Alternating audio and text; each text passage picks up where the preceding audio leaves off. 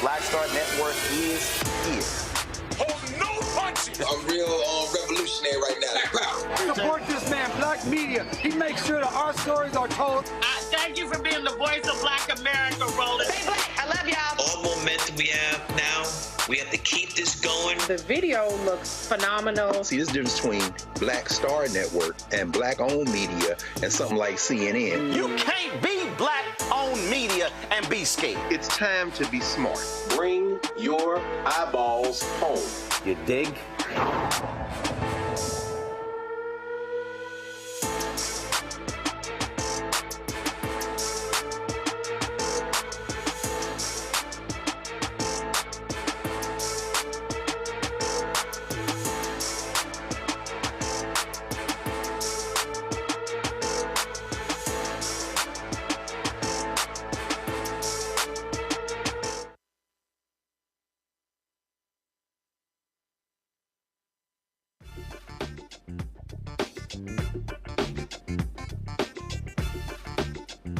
Today is Monday, March 4, 2024. Coming up on Roland Martin Unfiltered, streaming live on the Black Star Network.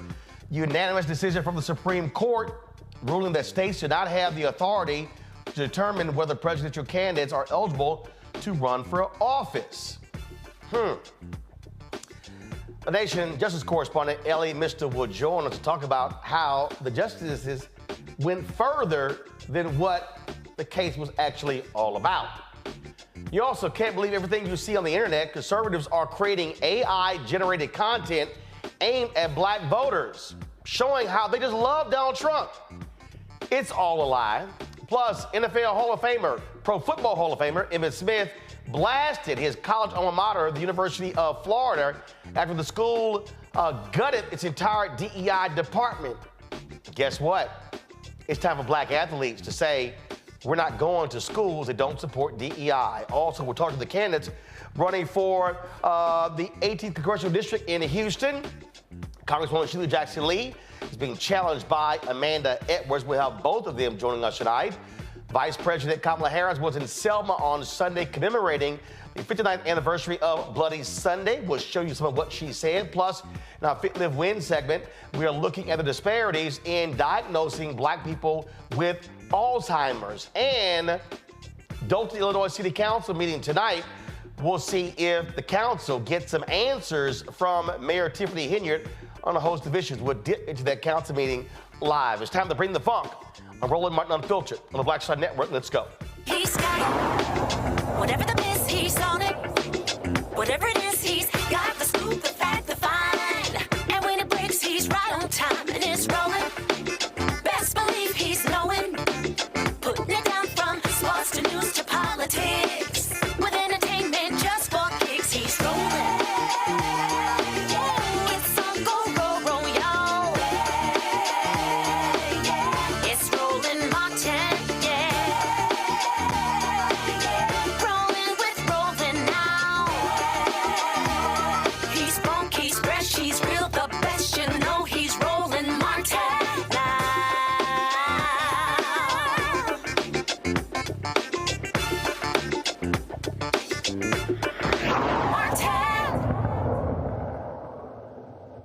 Now, unanimous decision. The Supreme Court says states cannot kick Donald Trump off the ballot over his actions leading up to the January 6th attack on the U.S. Capitol.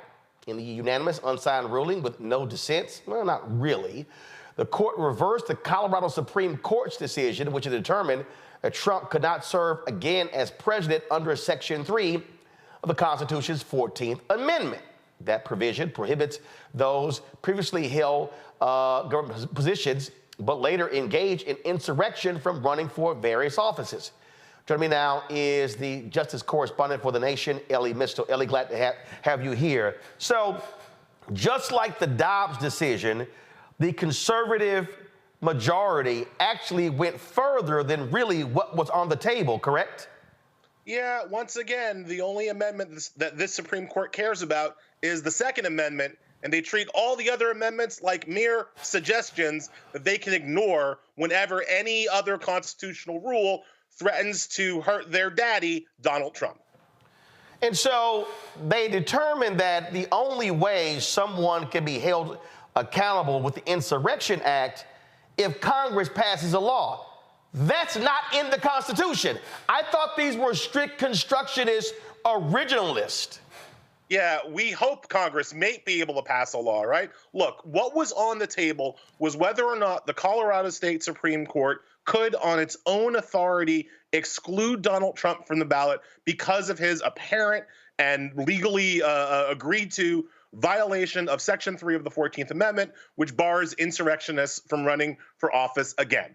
The Supreme Court unanimously said no. Colorado does not have that authority on its own accord. I disagree with that, but that's the way that cookie crumbled. And it was obvious that that part of the decision was going to be 9-0, even if you just listen to the oral arguments from the Supreme Court. So then the second question is, if not Colorado, then who, right? Who can use this section of the 14th Amendment if not the state of Colorado, right? That is a question that the Supreme Court didn't have to answer, right? Nobody asked them, but they decided on their own accord to answer that question, and then they answered it poorly. So instead of saying that, for instance, a court of law could apply the 14th Amendment. So imagine in this kind of bizarro world where Merrick Garland actually does something. Imagine that Merrick Garland had prosecuted Trump for insurrection and he'd been found guilty of a treason or sedition clause, right? That should normally make the 14th Amendment operate, right? That's how it would work for any other amendment. But the court said, no. Even in that case, even in the case where Trump was tried, convicted, and jailed for insurrection, that wouldn't kick him off the ballot. The only thing that can kick him off the ballot, according to the conservatives on the Supreme Court, is if Congress, by law, passes a piece of legislation specifying that people who are charged with insurrection are kicked off the ballot. So that part of the decision, that part was not unanimous. That part was actually 5-4, kind of boys versus girls. It was the 5 male conservative justices saying that, yes, only Congress could do this, and the 4 women, including Amy Coney Barrett, kind of saying that that was a bad ruling, that the court went further than it needed to in order to protect and in order to protect their Lord and Savior, Donald Trump. And here's why that's total BS. In Arizona, there was an elected official who a judge ruled engaged in the insurrection on January 6th, and he was barred from running for office in that state. And that's exactly right, Roland. But think about, take that to its logical conclusion. Who is the Supreme Court trying to help? And you see that the Supreme Court isn't just trying to help Donald Trump.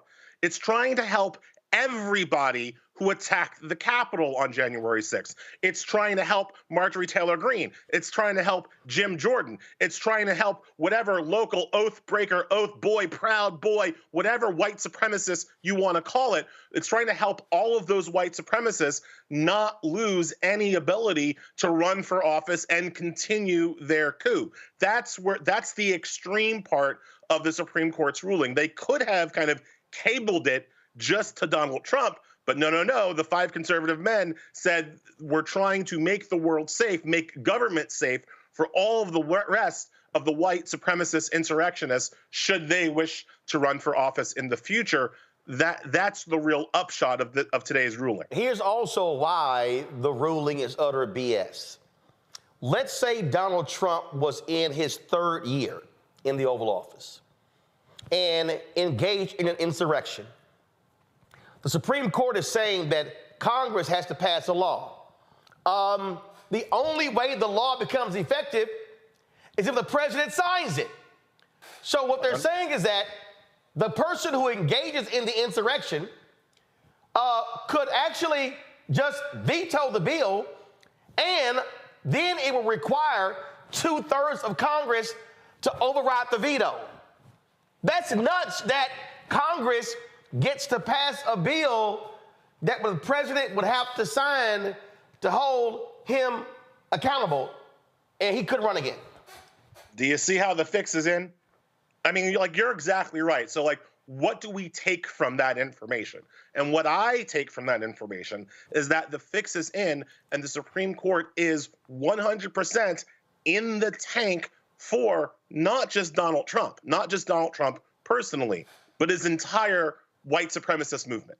Like, that is what they are trying to make the world safe for. And it's not just with this ruling about the Colorado court today. Remember, part of what the ruling does is that it counteracts all the other states. There are 30 states right now considering kicking Trump off the ballot. This ruling takes all of those states out of the conversation, right? Even in like Maine, where they have not a court, but the state attorney general applying the Constitution and Maine's laws. That case is now out, right? So it's not just Colorado, it's what they've done to the entire ballot access question, but it's also what they've done last week, right? Where we saw the Supreme Court decide to hear Trump's ridiculous, legally fallacious, and stupid immunity argument on April 22nd, thereby making it almost impossible for us to bring Trump to trial before the election. So when you start to link up everything the Supreme Court is doing, when you start to take this decision and that decision, and oh, look over there what they're doing, what you have is an entire kind of effort to make the world safe for a Donald Trump reformation, for a Donald Trump reappointment as the commander-in-chief. And that's what the Supreme Court wants, and that's what they're trying to do.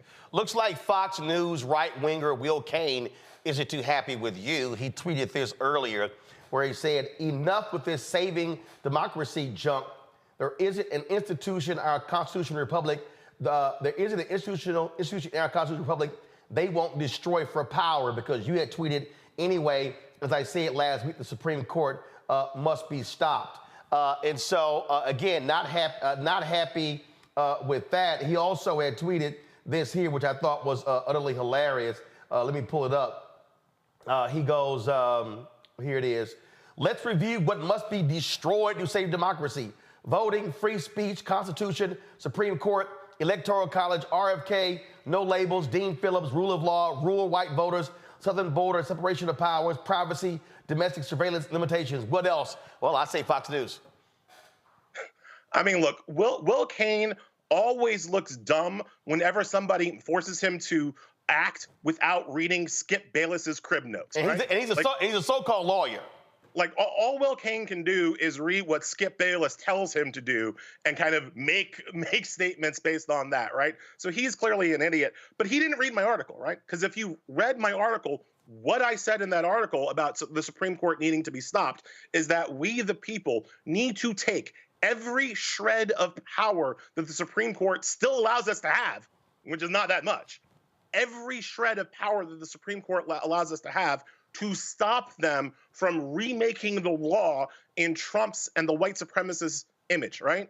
And that means that we have to do things like cut their budget, right? That we have to do things like cut their power, perhaps using the idea of jurisdiction stripping, which is, a legally, scholarly, lawful idea that says that the Supreme Court is not the final arbiter on what is or is not in the Constitution. People forget there is nothing in the Constitution that says that the Supreme Court gets to make laws unconstitutional.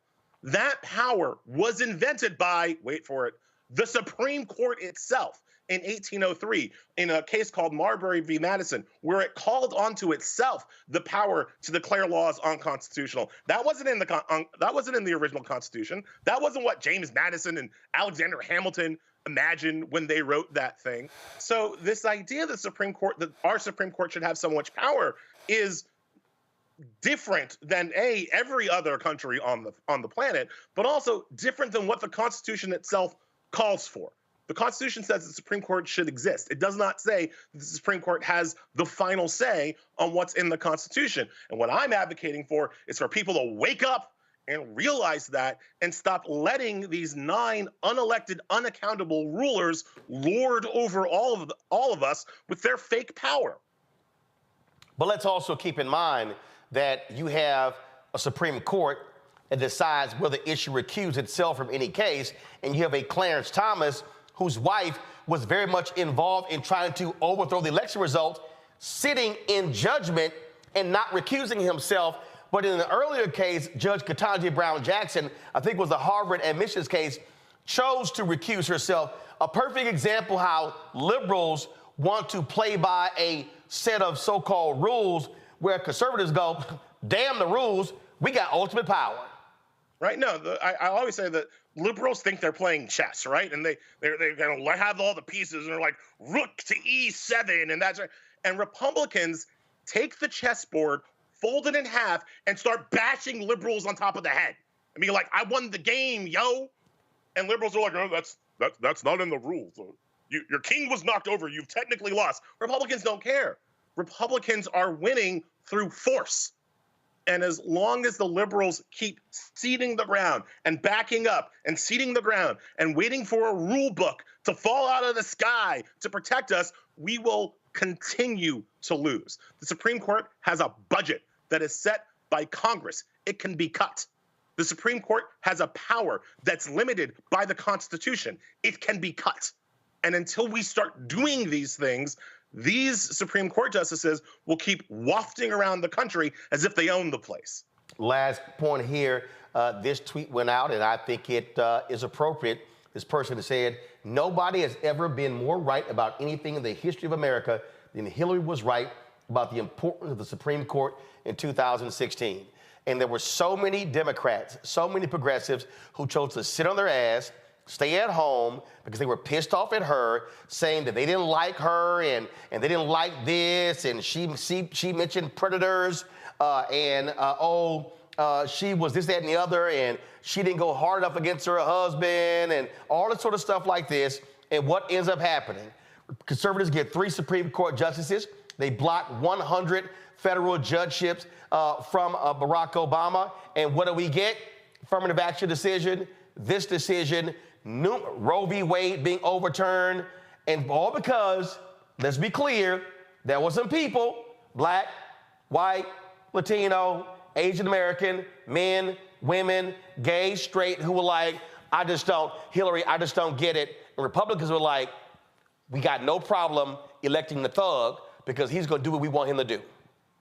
Look, there are 3 branches of government, and I keep trying to get people to realize that it is the 3rd branch, the Supreme Court branch, that has a veto power over the other 2 branches. Yep. So if there is anything you care about, whether it's gun safety, whether it's environmental regulations, whether it's police brutality, whether it's financial regulations, whether it's issues about access to justice, whether it's billions to black farmers, whether you actually say you support reparations, guess what? That's going to go to the Supreme Court. All of it ends up on John Roberts' desk. And as long as John Roberts has 5 other conservative votes, John Roberts and the other conservatives will continue to do whatever they want. It doesn't matter about your arguments. It doesn't matter about your votes. It's 6 votes that matter, not the votes of 330 million Americans, right? And so if you don't use, again, what little power you have, what little power they allow you to have, to deploy your votes for the party that is going to try, one hopes, to stop them, that is going to try, one hopes, to rein in their power, then all you are doing is ceding the ground, not to whoever the Republicans elect, but to these 6 unelected judges to do, again, Roland, whatever they want. Elie Mystal, Justice Correspondent for The Nation. Elie, we appreciate you. You're not going to see him for a bit, folks. He's working on a book, so he needs to get that done. But Elie, I'm glad you took some time talking to us. Always, Roland, and congratulations to you. You're the best. I appreciate it, sir. Thanks a lot. Got to go to a break. We come back. We'll chat with my panel about this. I keep telling y'all, all y'all people who keep telling me, and you keep bringing up those judges, hashtag, we tried to tell you. You're watching Roland Martin Unfiltered on the Black Star Network. You've heard why we're marching, and it's really a launch. It's not even a march. We're launching. That's right. A 42-week campaign. March the 2nd at 10 o'clock in Raleigh and 33 other state capitals and the District of Columbia. This is a historic move to mobilize the most powerful untapped block of voters in this country. Right. Poor and low wealth voters who make up 87 million votes. And it's never been tried before. Never been tried before in history. At the same time, the same message, same focus. And when that power turns loose, they will not be able to figure out the political calculus. I don't know about you, but I'm ready to shake things up. I'm ready to get up out of the valley. I'm ready for God to put his spirit on us. I'm ready to be used to change this nation. And what we're saying is, can't we come together? Can't we come together around an agenda? You ain't got to like everything about Reverend Barber. You don't have to like everything about Sangria. You don't have to like everything about Long Choir. But can we come together and say, it's time to end poverty as the fourth leading cause of death? It's time to have $15 and a living wage indexed with inflation. So every time inflation goes up, the minimum wage goes up.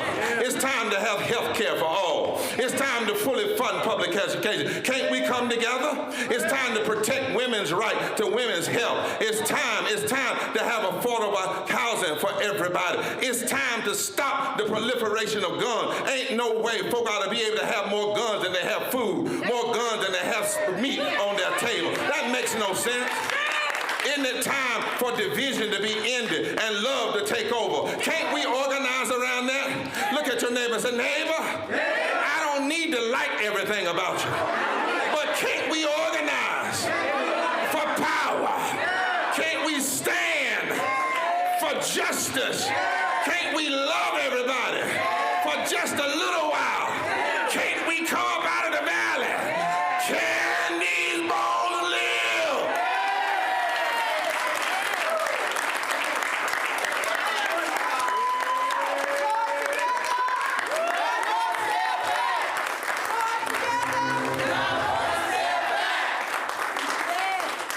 Hello, I'm Paula J. Parker. Truly proud of the Proud Family, louder and prouder on Disney+. And you're watching Roland Martin Unfiltered.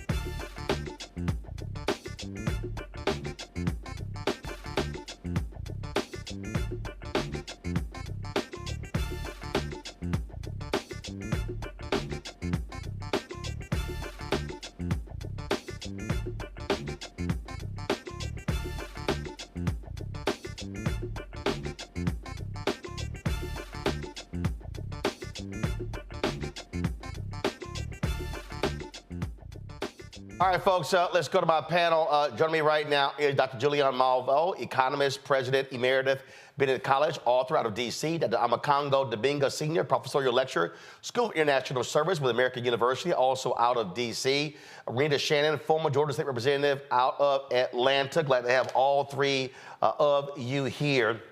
Renita, I'll start with you. I'm going to keep pounding this over and over and over. And I've got some simpletons out there who keep telling me, again, I love the nonsense. Oh, man, you a shield for the Democrat. You keep trying to make us vote for Democrats. Take party out. Focus on issues. Money for black farmers. Affirmative action decision. Civil rights. Voting rights. Section 4, Shelby v. Holder. Section 2. Environmental rights, environmental racism. Federal judge down in Louisiana ruling against Cancer Alley. 8th Circuit out of Arkansas saying third-party groups don't have standing when it comes to filing voting rights lawsuits. Federal judge in Louisiana tells the state, get those juveniles out of Angola prison. Federal judge in the Panhandle in Amarillo rules against the Plan B abortion bill. I can go on and on and on and mention numerous laws that a local, state, and national at the federal bench rules against. And so for any fool who tells me at the 150 plus judges that Biden and Harris have appointed, a significant number are African American, a significant number are black women, do not matter, they have got to be stupid.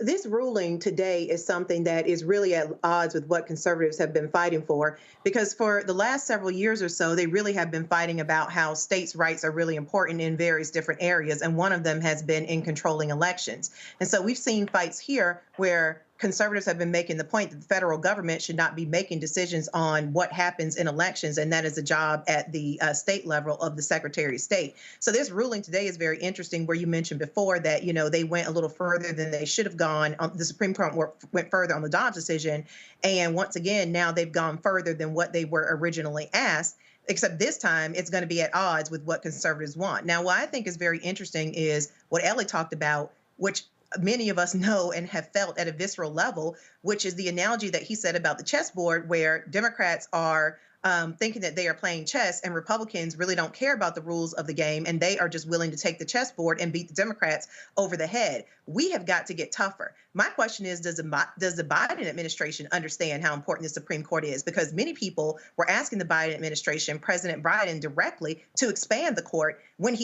we had full power in the first 2 years, and that was something, along with breaking the filibuster to pass his agenda, that he decided he did not want to do. So at the end of the day, the Supreme Court should not have as much power as it is wielding, and it does not have to have as much power as it is wielding if we codify into law the rights that we want to have. The Supreme Court's job is to, once legislation has been passed, they are supposed to then make decisions around interpreting legislation, not actually be passing legislation. And as Elie said before, the Supreme Court should not have any power to just say that something is unconstitutional. And so at the end of the day, this really is a problem that we really need to stop relying on the courts for our rights and actually pass the legislation that we want to protect our rights, so the Supreme Court does not have the power that it's currently yielding. But Congo, if it's set up the way it is right now, what I am saying to Democrats, progressives, independents, black people, okay, if you use the power of your ballot, then you're in control. Here's the reality. Manchin doesn't run for re-election in West Virginia, which means Democrats can't lose Sherrod Brown's seat in Ohio. They can't lose Rosen's seat in Nevada. They can't lose Sinema's seat. You got the Democrat who's running against. She's independent. He's running for that particular seat as well, or Tester in Montana. So you got to hold the line in the Senate, and you got to win the White House. Here's the deal: Alito and Thomas are in their 70s. Yep. And when I've said this here, Roberts, I think, is 66 or 67. So understand, if you do the math, if Democrats win the White House and hold the Senate in 2024, win the White House and hold the Senate in 2028, it is likely they're going to pick 2 or 3 of those positions, which means, again, if your focus is on winning, if you win in 24 and you focus on 28 and you win in 32, by 2033, it's a good bet they're going to be able to control the Supreme Court. All is not lost. But if Democrats don't win in 2024, you're going to see Alito and Thomas likely pull an Anthony Kennedy. And that is Republican president, Republican Senate, they retire, pick their replacements, likely in their 40s, to guarantee they're going to have a 5-seat majority for the next 30, 40 years. It's simply called math. And I would add to what you're saying, going off of Renita's point, they'll also expand the courts. I can clearly see a situation where Trump will try to stack the courts even more to get more justices on there to keep their rule. Look, great civil rights organizer of the March on Washington, Bayard Rustin said, I saw in an interview in like the early 80s or something, he said, we protested because we didn't have the vote. And he said, but when you have the vote, you don't need to protest. And that floored me for such a great organizer that he was. And basically, we need to be mindful of that. We can get out there and be mad and cry at every Supreme Court decision, whether it's Dobbs and so on and so forth. But every tier needs to be followed by a voter registration card. We have the power to do this. When we're looking at voting, whether we're looking at other civil rights laws, when we're looking at Dobbs, we keep coming back to Weren't these things already taken care of? Wasn't this already codified by the government, by Congress? And every situation, every step we keep coming back to, no, it actually wasn't. No, it actually wasn't. No, it actually wasn't. And here we are again. And if we don't get it right in 2024, in November, because we have a pretty good roster of potential candidates coming down the pike in 2028, so we need to hold the line right now. And when people are out there talking about, this is one thing that bothers me, Roland, every Supreme Court decision that comes out that people see giving Trump a win, or something coming down in a case in Florida with Judge Cannon and the like, we need to stop getting angry, and we need to use that as more motivation to get out and vote. What these courts are telling us is that do not depend on us. If you want to save whatever flawed democracy it is that we have, you have to go to the ballot box. And unfortunately, so many of us are seeing these judgments happen, and they're just throwing their hands up and saying, oh, Trump wins again. See, you the rich don't have to worry about it. They're above the law. And we have to do the exact opposite, because just like you talked about 2028 going into 2032 and the like, I have children ages 9 to 17, and the prospect of them having to live under this particular Supreme Court, or who might come after that if Trump gets into office, it scares me. And so if we don't get it now, and we say this every election, Roland, right? This one is the most consequential, but like this one actually is, because we need to vote like in this election, like it's the last election, because it very well could be if we lose. Let me be very clear here, Julian, and I need people watching to understand. I've never in my life identified as a Democrat. I didn't. I've never in my life identified as a Republican. When I voted in Texas, I had to pick which primary to vote in. So if there was a candidate that I supported, I did. I remember one year I voted in the Republican primary because there was a county judge in Tarrant County who was a brother, who was a solid brother, who was in a Republican county, and I wanted to make sure that he stayed on the bench. So I voted in the primary. I remember when in Dallas County, where Dallas is, the county flipped from blue to red. And I remember Judge Cruzo, he was a longtime Democrat. He had to run as a Republican to get reelected. When the county flipped back blue, he ran as district attorney in Dallas County and was elected. Why am I describing all of that? It's because that's playing chess. That's looking at the board and understanding, okay, how do we play this? And so when I look at policies, not people, I look at policies.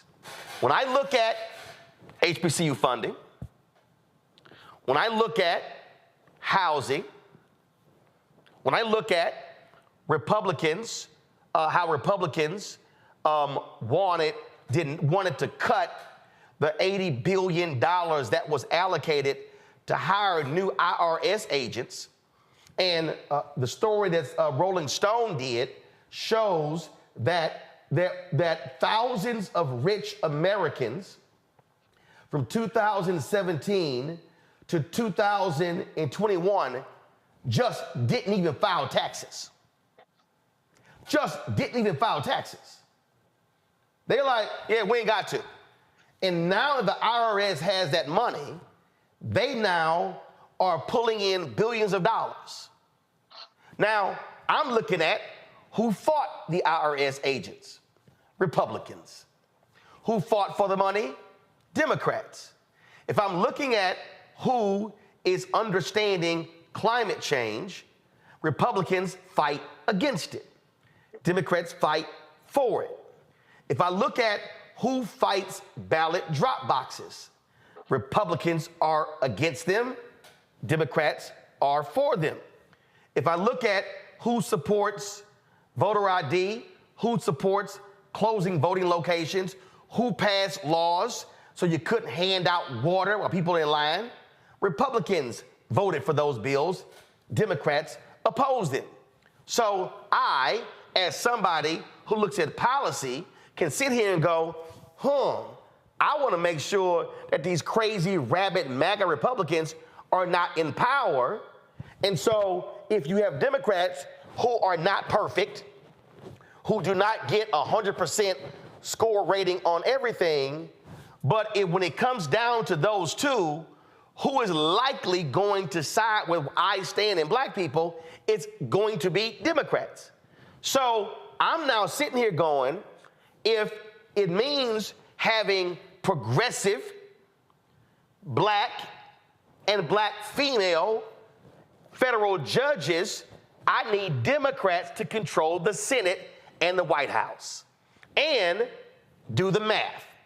930 federal judges. Trump appointed about 237 or 242. 100 of them should have been Obama. Biden and Harris has appointed, I believe, 150 to 165. Do the math. If Democrats win in 2024, they will appoint likely another 200 federal judges. Now you're up to 360. If Democrats win in 2028, they will appoint likely another 200 judges. Now you're at 560. That means that Democrats will have appointed half of all federal judges. That is playing chess and not just looking at today. You know, Roland, I always crack up when you say people accuse you of shilling for Democrats, because I think nothing is further from the truth. You're critical of, frankly, everybody, but you're critical from a principled policy perspective, not from a partisan perspective. And so these accusations, like you said, if people don't read, they're not thinking, yeah, let's just leave it at that. I don't want to go low, but I will if I have to. What we need to understand, as you say, it's not just chess and checkers, it's pure arithmetic. Merrick Garland was denied a Supreme Court position on this okey-doke rule that Mitch McConnell made up that said you don't appoint judges in the last year of a presidency.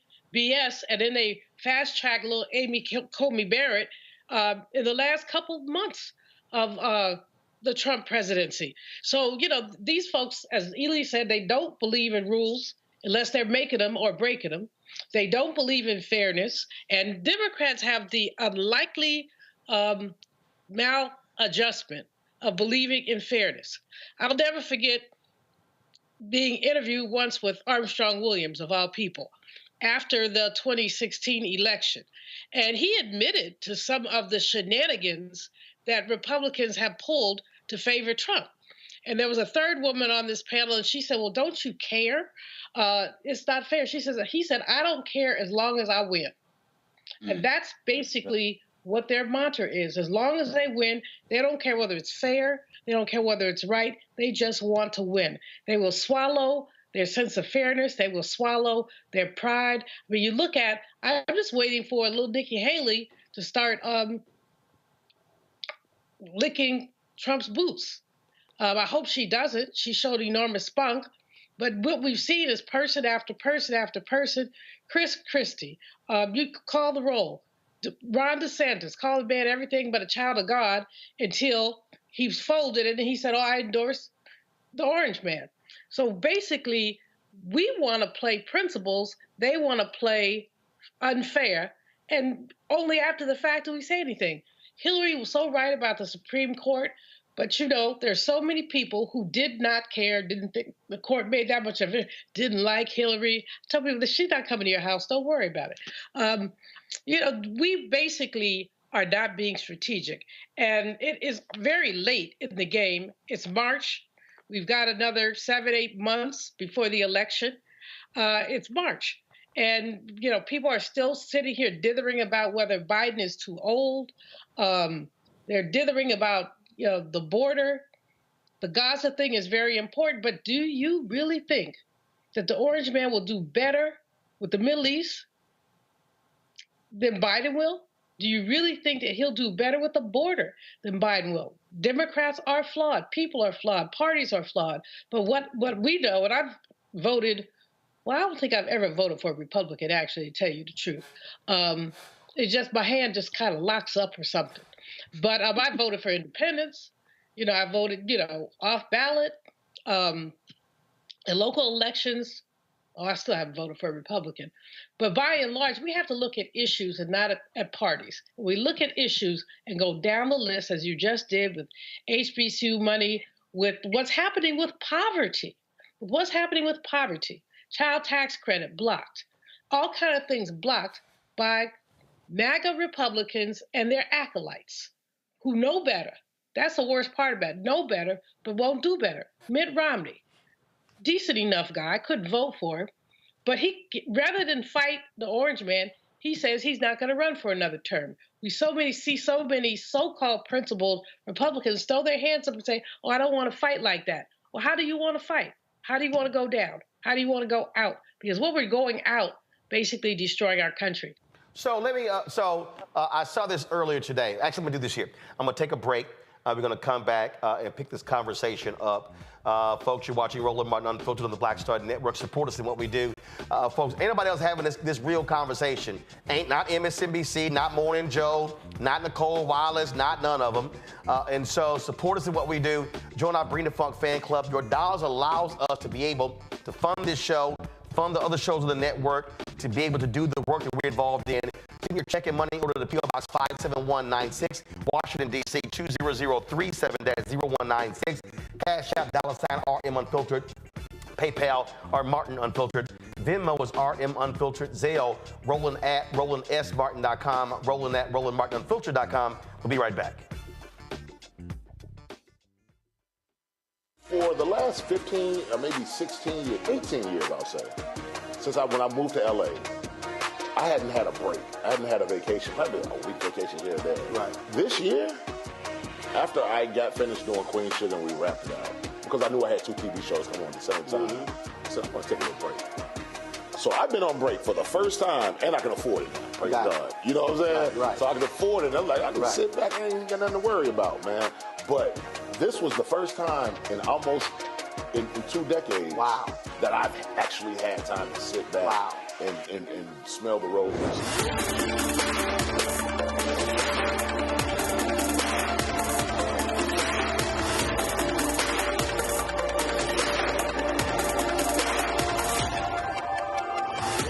On the next Get Wealthy with me, Deborah Owens, America's Wealth Coach, I'm sure you've heard that saying that the only thing guaranteed is death and taxes.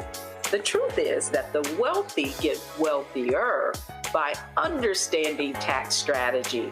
And that's exactly the conversation that we're going to have on the next Get Wealthy, where you're going to learn wealth hacks that help you turn your wages into wealth. Taxes is one of the largest expenses you ever have. You really got to know how to manage that thing and get that under control so that you can build wealth. That's right here on Get Wealthy, only on Black Star Network. Hello, I'm Jamia Pugh. I am from Coatesville, Pennsylvania, just an hour right outside of Philadelphia. My name is Jasmine Pugh. I'm also from Coatesville, Pennsylvania. You are watching Roland Martin Unfiltered. Stay right here.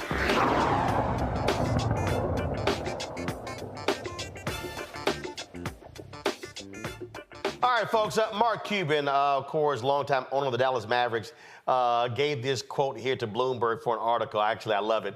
He said, Mark Cuban backs Biden. If they were having his last wake and it was him versus Trump and he was being given last rites, I would still vote for Joe Biden. He ain't lying. I'm with him 100% on that. There is no way in hell, under any circumstance, that I would vote for Donald Trump. But this is what I need our people to understand: what happens when you sit your behind at home. This here is the Brennan Center. This is their breakdown in 2020. And what you will see in 2020, when it came to voting in 2020, what we saw was that a significant number, we saw a drop. Now remember, if we go back to 2008, 2012, we actually made history when the black voter participation was higher than that of white voters. That was because of Obama. What happens in 20? Go to my iPad. Here's what it is right here, okay?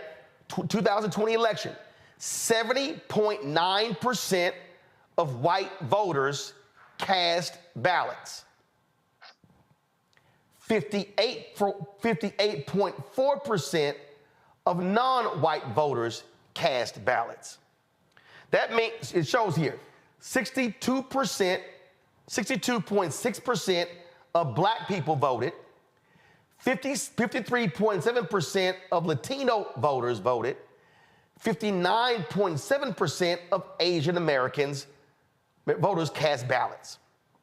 Now remember, in Texas, 2022, even with Beto O'Rourke running for governor against Greg Abbott, even after Uvalde, even after the Dobbs decision, even after all of the heinous thing Republicans did there, upwards of 80% of all voters under the age of 30 did not vote.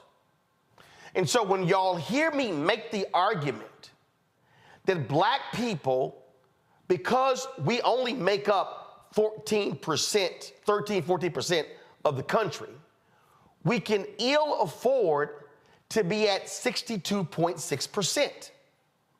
If you run the numbers in many places, if black people voted at 70 to 75% of our capacity, that would make the difference between winning and losing. Let me repeat that. If white voters stay here, and Latino voters are here, and Asian voters are here, but if black voters are here, that means more of us will be voting in elections at a higher rate than white Americans. So that means if there's an additional 5, 10, 15, 20, 25,000 black people voting, guess what? That's the margin of victory in Georgia. That's the margin of victory for Biden-Harris in Arizona. That's the margin of victory in Nevada. Then, if you talk about, again, maximizing your numbers, if we increase our turnout in Michigan, and let's say Muslim voters drop, Biden-Harris wins Michigan by 100,000 votes in 2020, they still win. Keep in mind, in 2016, Donald Trump won Wisconsin by 10,000 votes. If black people in Milwaukee increase our numbers, we still win. What happens when we don't? Well, this is what happened in 2022. There was a 50,000 vote drop-off in Milwaukee, not Wisconsin, solely in Milwaukee.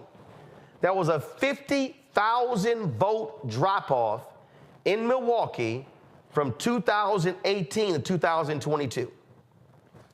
Lieutenant Governor Mandela Barnes, black man, was running against MAGA Republican Ron Johnson, the same Ron Johnson who tried to participate in overthrowing the election.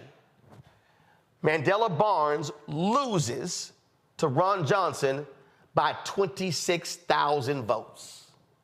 That means if there is not a 50,000 vote drop-off in Milwaukee alone, Mandela Barnes is the United States Senator for the next 6 years. Instead, MAGA Republican Ron Johnson got reelected. This, Renita, is what I keep talking about, how we have to step back and go, wait a minute, I don't need to wait for the Democrats to come holler at me.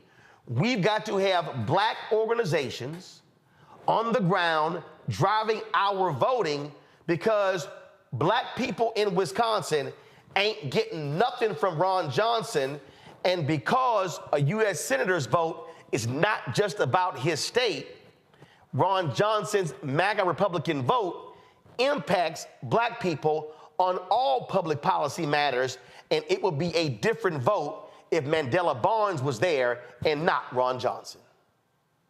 Well, everything you're saying is correct as it relates to turnout is how you win elections. But the part that I feel like is not coming, that you're not quite putting focus on, that what really needs to have focus on, is that turnout only comes if voters feel like that they have something to vote for, and if they are satisfied with what they are seeing as far as what is being promised, and if they believe that that candidate is going to do it. This is not solely a Black people voting problem, because white people do the same thing. And I say that because what the left is going through right now is the same thing that the right went through a couple of years ago. We all watched it happen. The Republicans used to run candidates like Mitt Romney.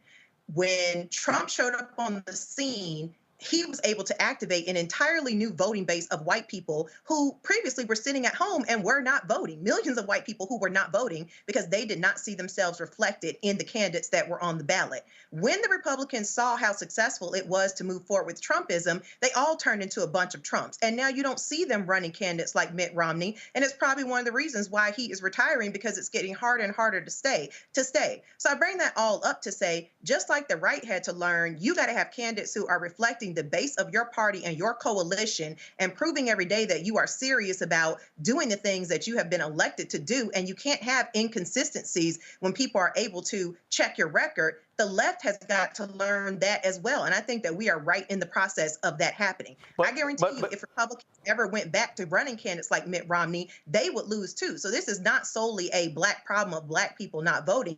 Right, you're right in the turnout, but we are spending too much time. It's important to make people understand who Trump is. People know that. But we're spending too much time framing this up as voters making a choice between Trump and Biden. They're not. They are making the choice between voting and not voting. That is the choice. So, but here's the Congo. But this is the point I'm making.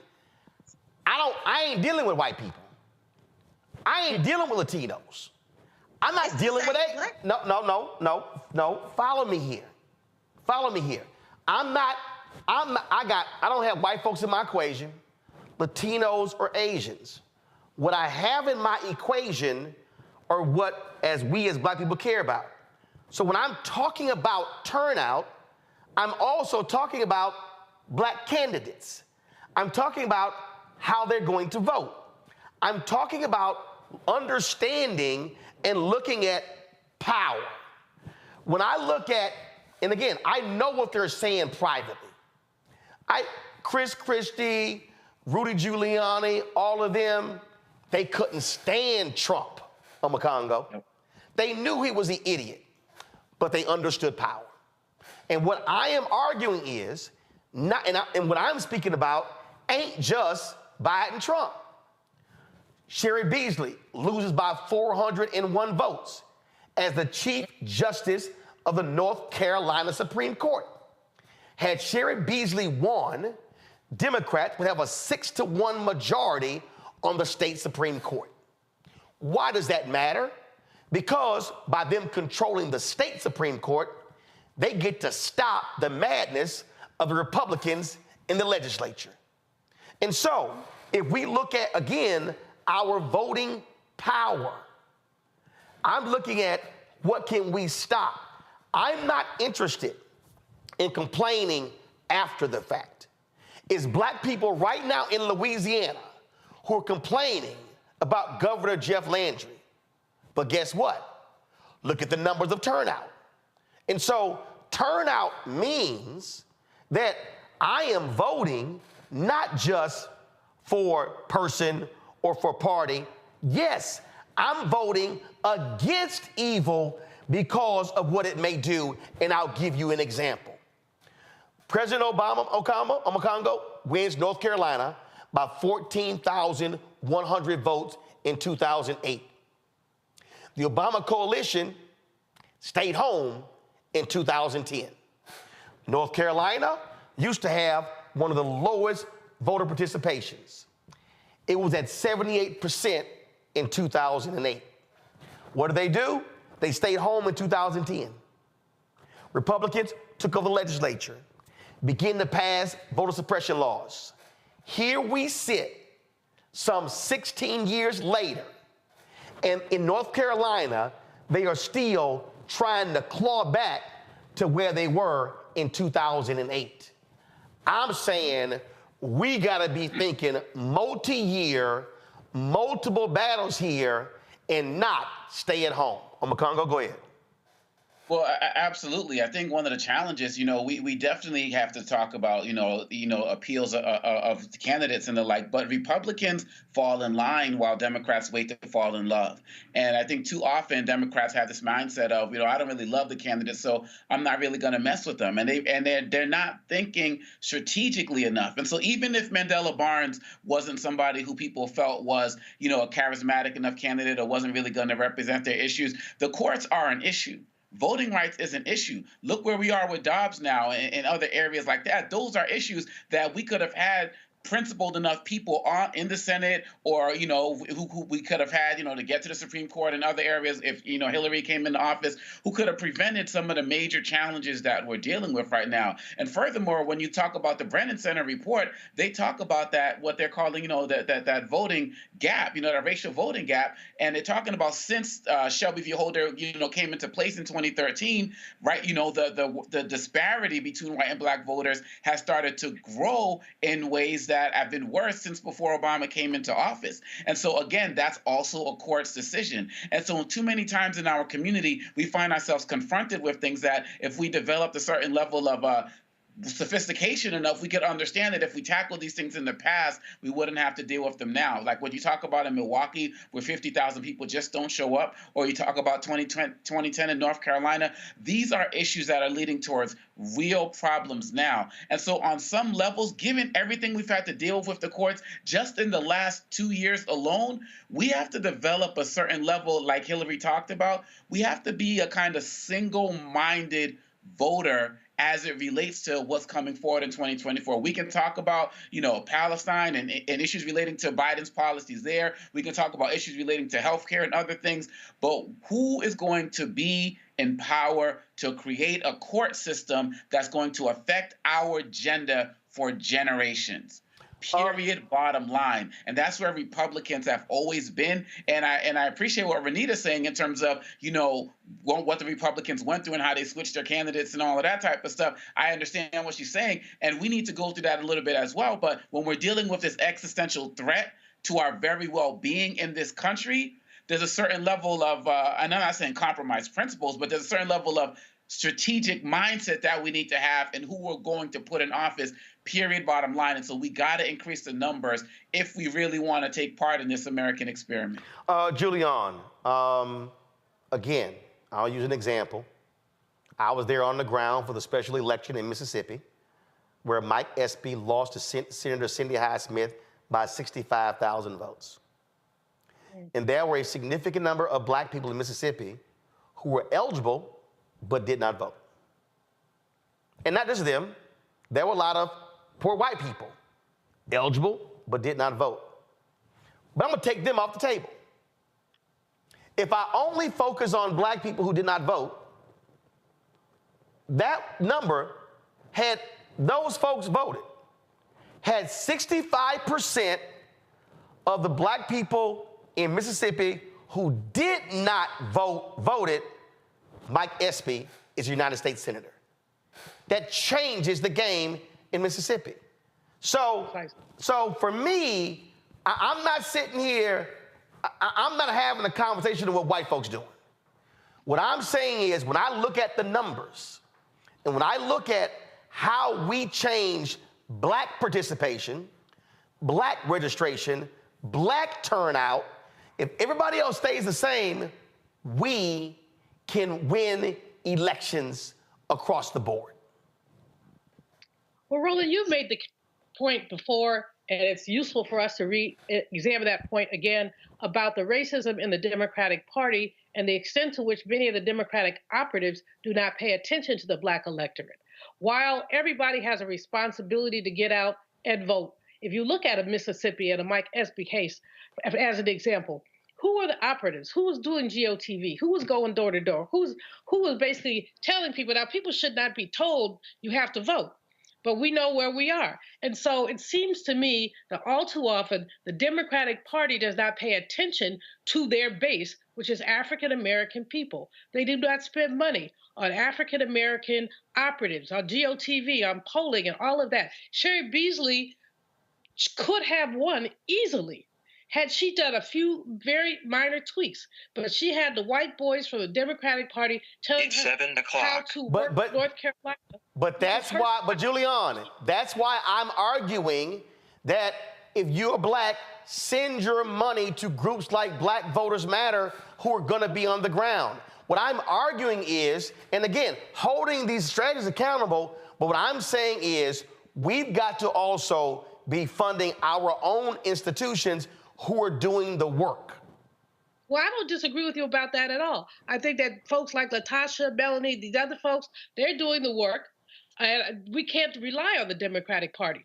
And in the very short run, I'm with you. I don't give a you-know-what about the Democratic Party. I give a whole lot about Black folks and our power and our rights. But in the medium run, though, we must hold the Democratic Party accountable, because the fact is that they take us for granted, and we need to stop that. And if it takes us, I don't want to sit out an election because look what happens when we do, but we have to hold that party accountable, and we have to hold them accountable in the harshest of terms. And what I'm saying is I'm not having a party conversation. I'm having a black conversation. And here's the final point before I go to break. Go to my iPad. I told you, folks, this was the headline in Texas, where it says 75% of Texas voters under age 30 skipped the midterm elections. 75%. Now, here's what was interesting. So this progressive advocacy group, Gen Z for Change, says both parties in the state failed to mobilize and engage young voters in the way that they should have been. And I'm gonna say it again.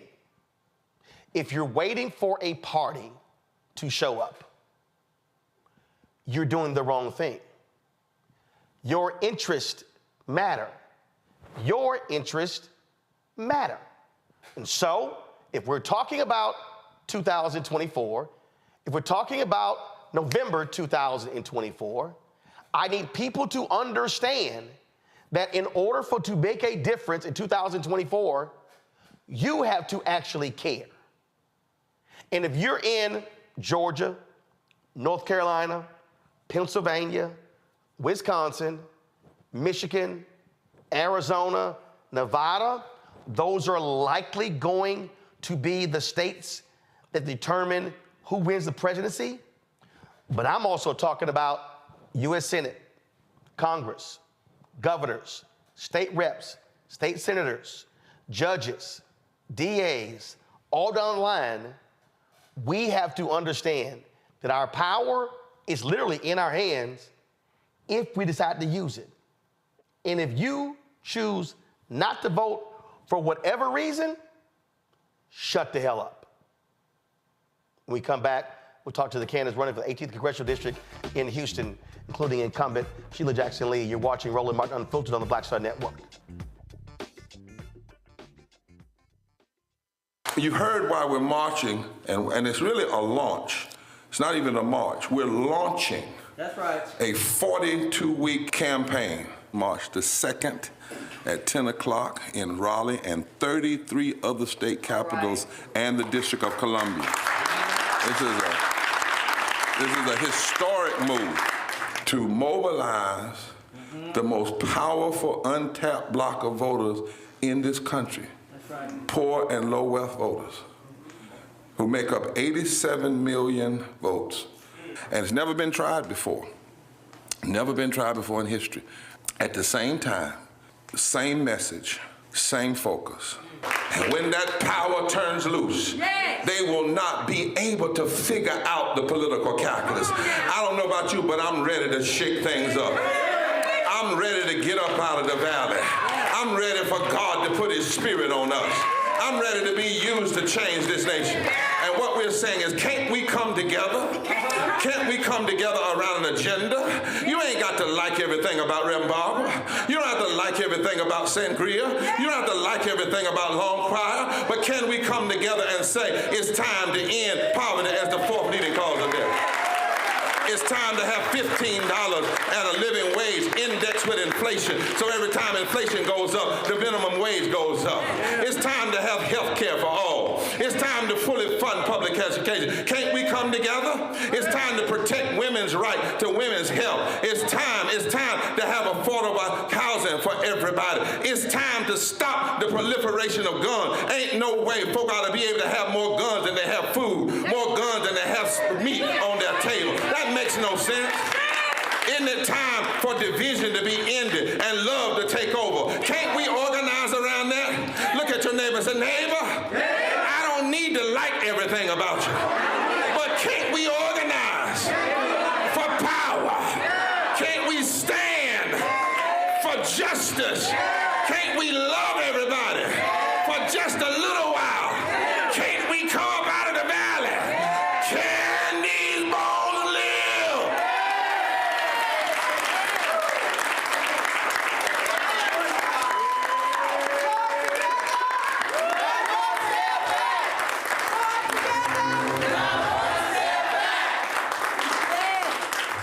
Hello, I'm Marissa Mitchell, a news anchor at Fox 5 DC. Hey, what's up? It's Tammy Roman, and you are watching Roland Martin Unfiltered.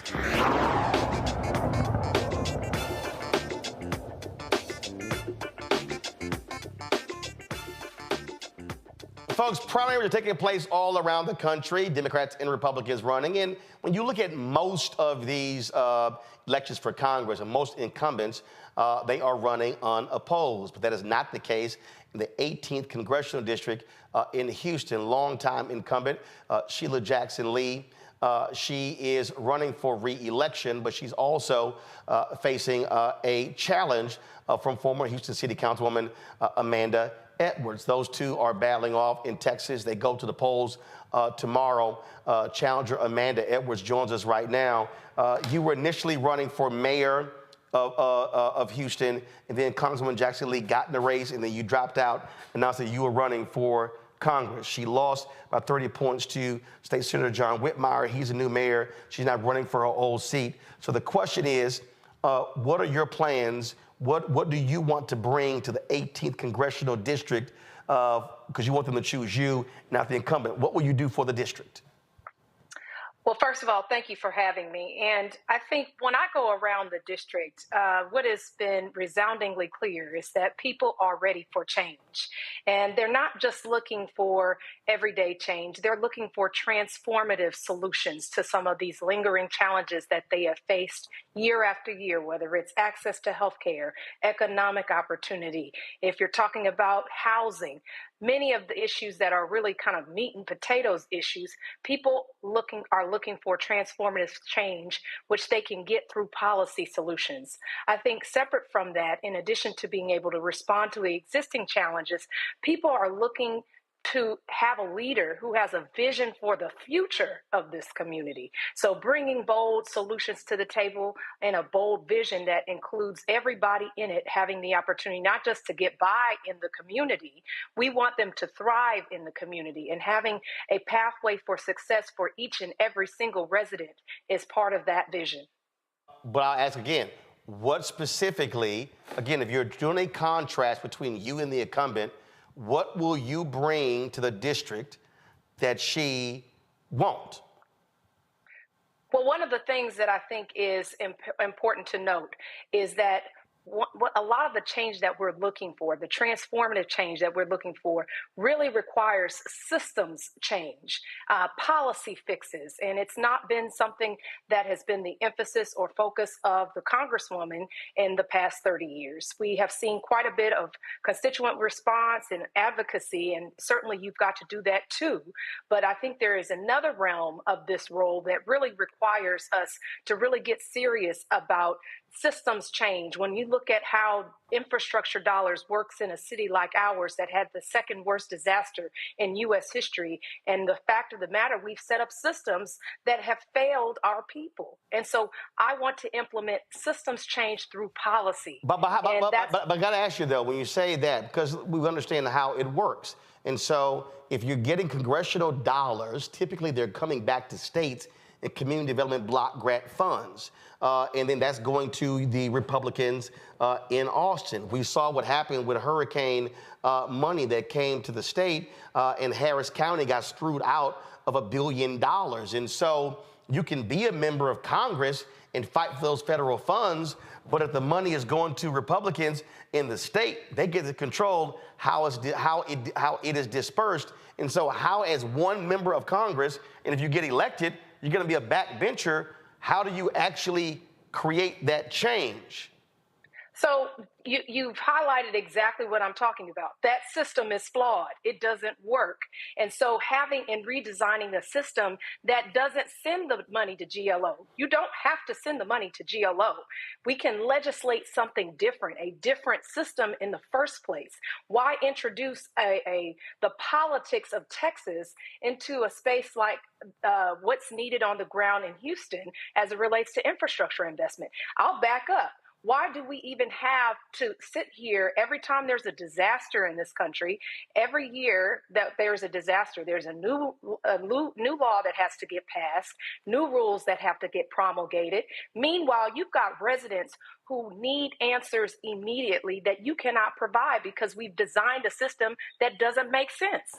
So we've got to go back to the drawing board and not just accept the existing status quo as what has to be just because it's always been, because it hasn't worked for our residents. So when you do legislate, we can do plug and play, where you have an evergreen set of policy in place where it's plug and play for the jurisdiction that might be most impacted at that particular time. Well, obviously, again, just from a disaster standpoint, you don't know what to allocate until a disaster happens. So are you suggesting that there should be a national disaster fund of $100 billion that, depending upon what disasters happen in the country, that's drawn from, versus Congress voting on each disaster? Yeah, we can look at ways to do that through a fund. I mean, this is something that we sadly can predict it will happen. And it happens all over our country, all over the coasts that experience certain types of weather and other natural catastrophes. And so we've got to look at ways that we can actually make these systems work. It makes no sense to have to wait 6 to 12 months to know what the policies will be in your community as to whether they're going to buy out your house, whether or not that there's going to be policy in place that helps you elevate your home. Things like that, it doesn't make sense. And so we've got to go back to the drawing board, whether it's through a fund or whether it's through some other mechanism in Congress. The existing system doesn't work. So we've got to explore new and innovative approaches to really addressing the needs on the ground. Last question for you, and that is, if you had to name your top 2 priorities for the district if elected, what are they? Healthcare and economic opportunity. I say healthcare. When I was growing up, my father was very ill with something called multiple myeloma. And he passed from it when I was a teenager, but it shed light to the fact that our U.S. healthcare system is very broken. And I remember asking my father whether his life-saving treatments would be covered by this insurance stuff I was learning about. And of course, his response to me was, well, we just have to figure something else out. And for so many Americans, they are in the middle of that type of conundrum where their lives are hanging in the balance of whether their insurance will cover their life-saving treatments. And in this case, I think we've got to bolster, enhance, improve the Affordable Care Act. I don't think it was ever designed or intended for us to stay where we currently are. I think it was always designed or intended that we would improve and expand. But for political reasons, that has become a little more challenging. But separate from that, economic opportunity, starting from education all the way to how we support our entrepreneurs. One of the things that I hear about most is the disparities that some of our entrepreneurs of color face when they're trying to access capital, scale their businesses.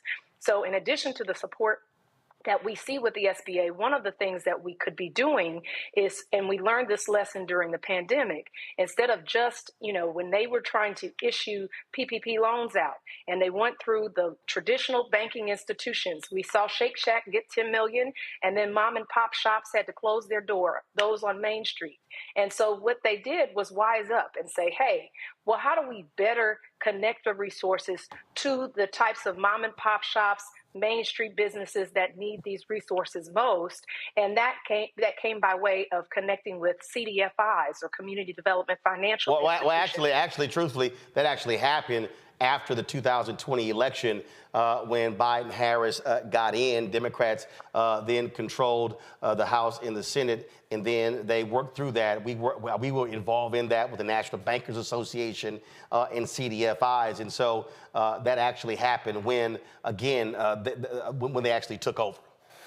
Right, and my point to you was just simply that this should be the model forward. When we think about how few people actually even know what CDFIs are, let alone how to access that can be a gateway to creating more equity in our community. So I think the lesson was learned on the first tranche, and they made the adjustment on the second, and I think that should be a pathway forward so that we can start seeing equity and equitable outcomes in our small businesses of color. So I applaud those efforts. All right, Amanda Edwards, we really appreciate it. Thanks a lot. Thank you very much. Folks, go on to a break. We come back. We'll be talking with incumbent Congresswoman Shelia Jackson Lee. You're watching Roland Martin Unfiltered on the Black Star Network. Next on the Black Table with me, Greg Carr. Democracy in the United States is under siege. On this list of bad actors, it's easy to point out the Donald Trumps, the Marjorie Taylor Greens, or even the United States Supreme Court as the primary villains. But as David Pepper, author, scholar, and former politician himself says, there's another factor that trumps them all and resides much closer to many of our homes. His book is Laboratories of Autocracy, a wake-up call from behind the lines. So these state houses get hijacked by the far right, then they gerrymander, they suppress the opposition, and that allows them to legislate in a way that doesn't reflect the people of that state. David Pepper joins us on the next Black Table, here on the Black Star Network.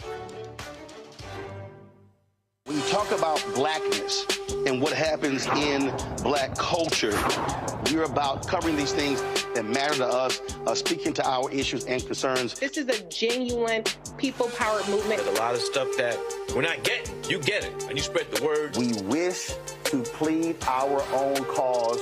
Too long have others spoken for us. We cannot tell our own story if we can't pay for it. This is about covering us. Invest in black-owned media. Your dollars matter. We don't have to keep asking them to cover our stuff. So please support us in what we do, folks. We want to hit 2,000 people, $50 this month, raise $100,000. We're behind 100,000, so we want to hit that. Y'all money makes this possible. Checks and money orders go to P.O. Box 57196, Washington, D.C. 20037-0196. The Cash App is $RM Unfiltered. PayPal is R Martin Unfiltered. Venmo is RM Unfiltered. Zelle is roland@rolandsmartin.com. On a next, A Balanced Life with me, Dr. Jackie. What does it mean to actually have balance in your life? Why is it important, and how do you get there? A masterclass on the art of balance. It could change your life. Find the harmony of your life. And so what beat can you maintain at a good pace? What cadence can keep you running that marathon? Because we know we're going to have high levels, we're going to have low levels, but where can you find that flow, that harmonious pace? That's all next on A Balanced Life on Black Star Network.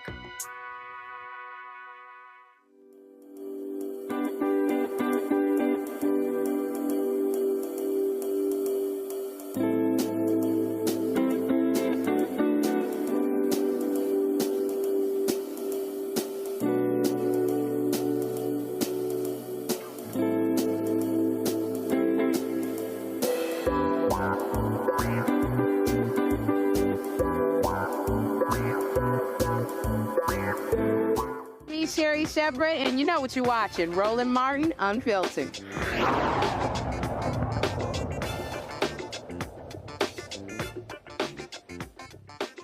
Don't believe the BS. Black people ain't down with Donald Trump. A Florida conservative radio host says he and his team are responsible for the AI-generated images of Donald Trump posing with black voters.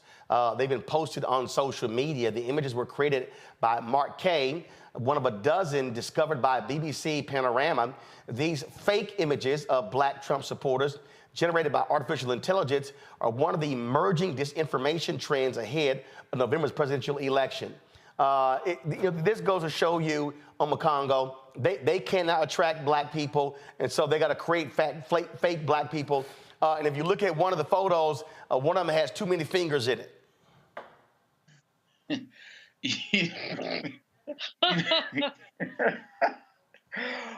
Wow, I did not peep the fingers. I did not peep the fingers. And, this is really problematic. And it kind of goes off of what happened in New Hampshire, with that fake Biden robocall. And, law enforcement, Justice Department, local officials, they really need to crack down on this. The one in the Joe Biden robocall was like a random magician who made it in like 5 minutes or so. There need to be penalties for this. These individuals are coming forward basically saying like, yeah, I did this, but they're creating propaganda and they're lying. And I'll be honest, kind of going back to our last segment, I feel like there are too many folks out there who have some type of prominence, whether it's in the celebrity space or even influence in their local community, who will use something like this and they'll say, hey, does Biden ever come to the hood? Does he ever come and, sit down with us? Trump's for the people and so on and so forth. And people will be susceptible to that. I've seen some of these interviews where people are talking favorably and lying about things that Trump has done, whether it's HBCUs and the like. And this is just part of that as well. And of course, the lies about the COVID, related checks and the things like that. And so we need to call these people out who are doing this once they're found out. So I'm glad that you're doing this here. There needs to be fines because this is another form of election interference. And, 3, we need to remind folks about what's actually being done in the black community and for black people by the Biden administration. Again, we can criticize people as they need to be, like you do all of the time, Roland, but we also need to call out the good when it's actually done. Because even if these pictures were real, Roland, the real question becomes after that. What's he actually doing for you in your hood? What did he actually do for you in your hood when he was president? And that's a real conversation, real evidence that can highlight what he has not done for our community. And let's be real clear, Trump did not send out those PPP loans. Democrats in the House actually passed that and in the Senate, so he just slapped his name on it. Now, remember when Trump made these comments at that conservative gathering? It was actually a black conservative event attended by mostly white people. Charles Barkley wasn't having none of it. And you know who embraced it more than anybody else? The black population. It's incredible. You see black people walking around with my mugshot. They do shirts. Oh, please. When you heard that, what did you think? Big sigh. First of all, I'm just going to say this. If I see a black person walking around with Trump mugshot, I'm going to punch him in the face. Charles. No, Gail. Charles. Gail. You really can't say that because, A, you don't mean that. I mean that sincerely. I'm going to just tell you something. And then you will be arrested for assault. And then what? I'm going to bail myself out and go celebrate. Don't encourage him. Don't encourage him. Okay, but go ahead. Seriously. Continue. First of all, if I was at that conference, I'd have got up and walked out. That was an insult to all black people. Because he's basically just saying, and first of all, to compare black history where we've been discriminated against to his plight. Yes. Well, first of all, he's a billionaire. And they're prosecuting him for stuff he did wrong. They're prosecuting him for stuff he did wrong. And for him to compare... It's still in the court system, Charles. We have to wait. It's still in the court system. But continue. Well, continue. Some of the stuff is true. They did storm the Capitol. They did say that the election was stolen. Those aren't lies, Gail. Those are They facts. did say that. They did say that. But to compare, I would have got up and walked out because it's not a fair comparison. He's a billionaire. He's had a great life. He's been president of the United States. To insult black people who have been discriminated against all these years, to put them in the same category, I was just offended. I mean, okay, Julian, I like Gail, but did Gail forget who she was talking to? Anthony, go to my iPad. Well, she's like, Charles, you really don't mean it. Charles Barkley threw a dude through a glass window because he kept bugging him. Charles Barkley is not joking. Let's be real clear. He threw a dude through a glass window, and his quote, you see it, if you bother me, I'm going to whip your ass. Julianne, go ahead. I'm just laughing. I'm with Charles. I don't want to see any of those folks with, with those mugshots on their chest. Not that I'm going to threaten to whip them, because I'm a little old lady. I don't get to do that anymore, but much. But the bottom line here is that Trump has pandered to the lowest of stereotypes. We like him because he was indicted. He said Friday, I was indicted for y'all. That's what he said. I was indicted for you. Now, any black person in their right mind who supports that nonsense is not in their right mind. But he panders to the lowest common denominator, and he's really not talking to black people. He's talking to white people who think the same thing about black people. He's really talking to his base of MAGA conservatives, but he's using black folks as a smokescreen. Well, the fact is that we allow that. Now, all those people who are in those pictures are AI generated. They can prove that it's them.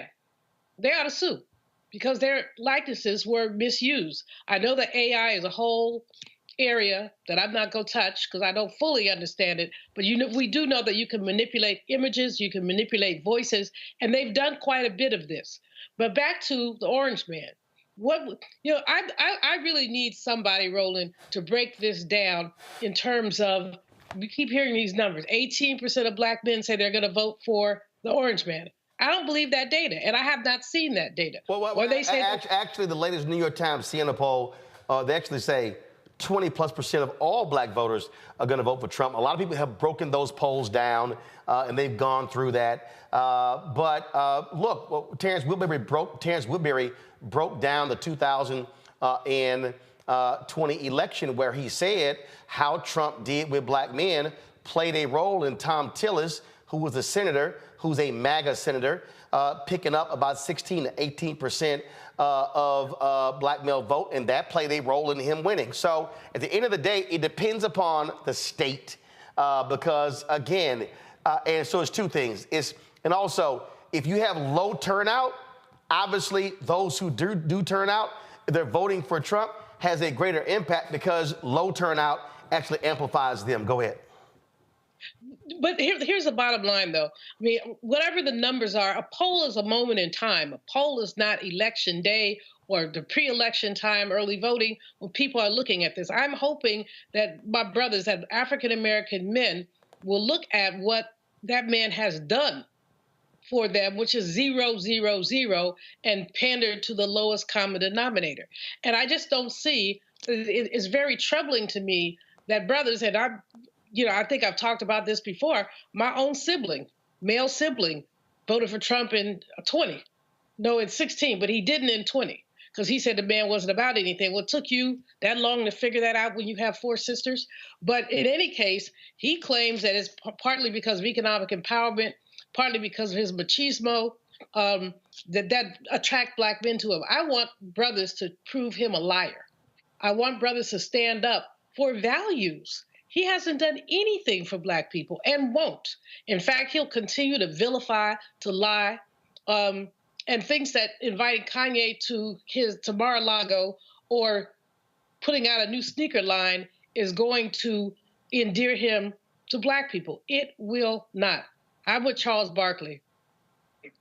Well, look, at the end of the day, Renita, look, there are, and I've seen it, and I've seen the comments, whatever, there are black women out there who are talking about voting for Donald Trump. There are black men, okay? It's there. But the bottom line is, I think part of the problem, what I'm seeing with these national conversations, and this is where I blame every executive at MSNBC, at CNN, at ABC, at CBS, at Fox News, and all of these networks, they are having poll-driven conversations and not policy conversations.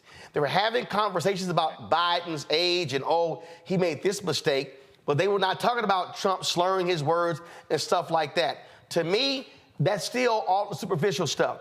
The question comes down to, what are your policies? What did Trump do? What did Biden do? What is Trump saying he's going to do? Trump is on record, national abortion ban. They're on record of having a Christian fundamentalist administration. And so mainstream media is stuck on polls and stuff like that and not actual policy and the impact on people.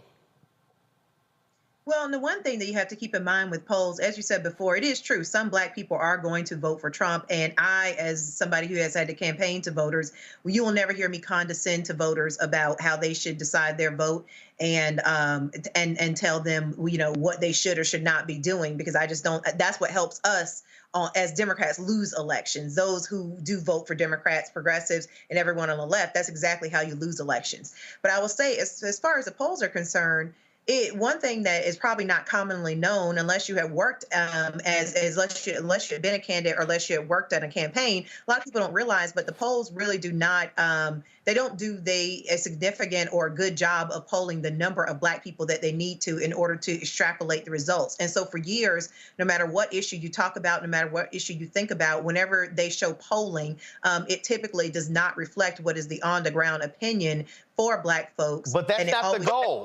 But that's not the goal. Okay, the goal, what I'm seeing right now, the problem that I'm seeing right now is that the conversation is completely about polls and not policy. And so I don't care what the poll is.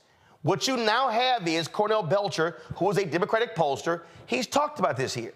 He said, when all of the conversation is about polls, then that's constantly being bombarded in people's minds. And so all they're talking about, okay, polling this, polling that, as opposed to what they are talking about. That's why on this show, you rarely see me bring up any of these polls, because I don't care what the polls say. We're trying to give people information about policy and not a poll. Right. But the other point I'll make, because I'm just trying to put in perspective for you what these polls really mean. Oh, no, man, I know what they mean, but I'm just saying, I got to go ahead. Hold on, let me finish. It's also connected to what we were talking about earlier about these AI images. What Trump is trying to do, and these polls kind of play into it, is make more Black people feel like there is, voting for Trump is not something that is so far out of the realm of anything legitimate. Voting for Trump is something that more Black people are starting to get on trend with. That's what they're trying to make folks feel. And so, like, when you look at the AI pictures that Trump is doing, I think the difference between this and that is that when he previously was campaigning, he had Blacks for Trump, those folks standing behind him. And when people started to investigate, they were frauds too.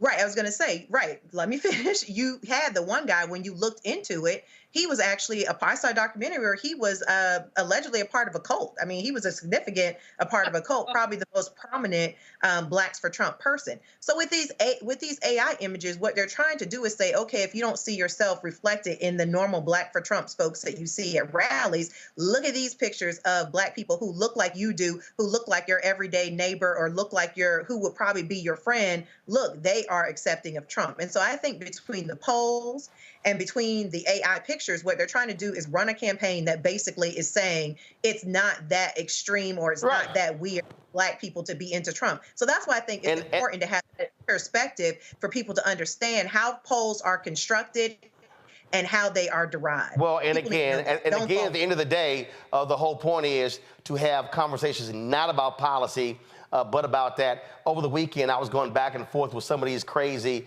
MAGA folks, these anti-immigration Black people, and this dude, Mark Carter, out of Chicago, I guess. He actually made this comment here. Go to my iPad. He is so anti-immigration. He said, all of America, including the KKK, should join forces to put a stop to you and all other immigrants from invading America. Yep, that's one of the Black people out there who is dancing for Trump. Yep. Wow. Yep. Just understand, he literally is touting, oh yeah, the KKK too. Enough said. Enough said. All right, y'all. Yesterday in Selma, Vice President Kamala Harris was there for the 59th anniversary of Bloody Sunday. And here is what she said to those in attendance. The fight for freedom that every person in our nation has a right to be free from the horror of gun violence. And yet today, these extremists stand by and refuse to pass reasonable gun safety laws to keep our children and places of worship safe. Freedom. That every person in our nation has a right to be free to love who they love openly and with pride. And yet, just this past year, extremists have passed or proposed hundreds of laws targeting LGBTQ people. Freedom. That every person in our nation has the freedom to learn and acknowledge our country's true and full history. And yet today, extremists pass book bans in this year of our Lord 2024. While they also try to erase, overlook, and rewrite the ugly parts of our past.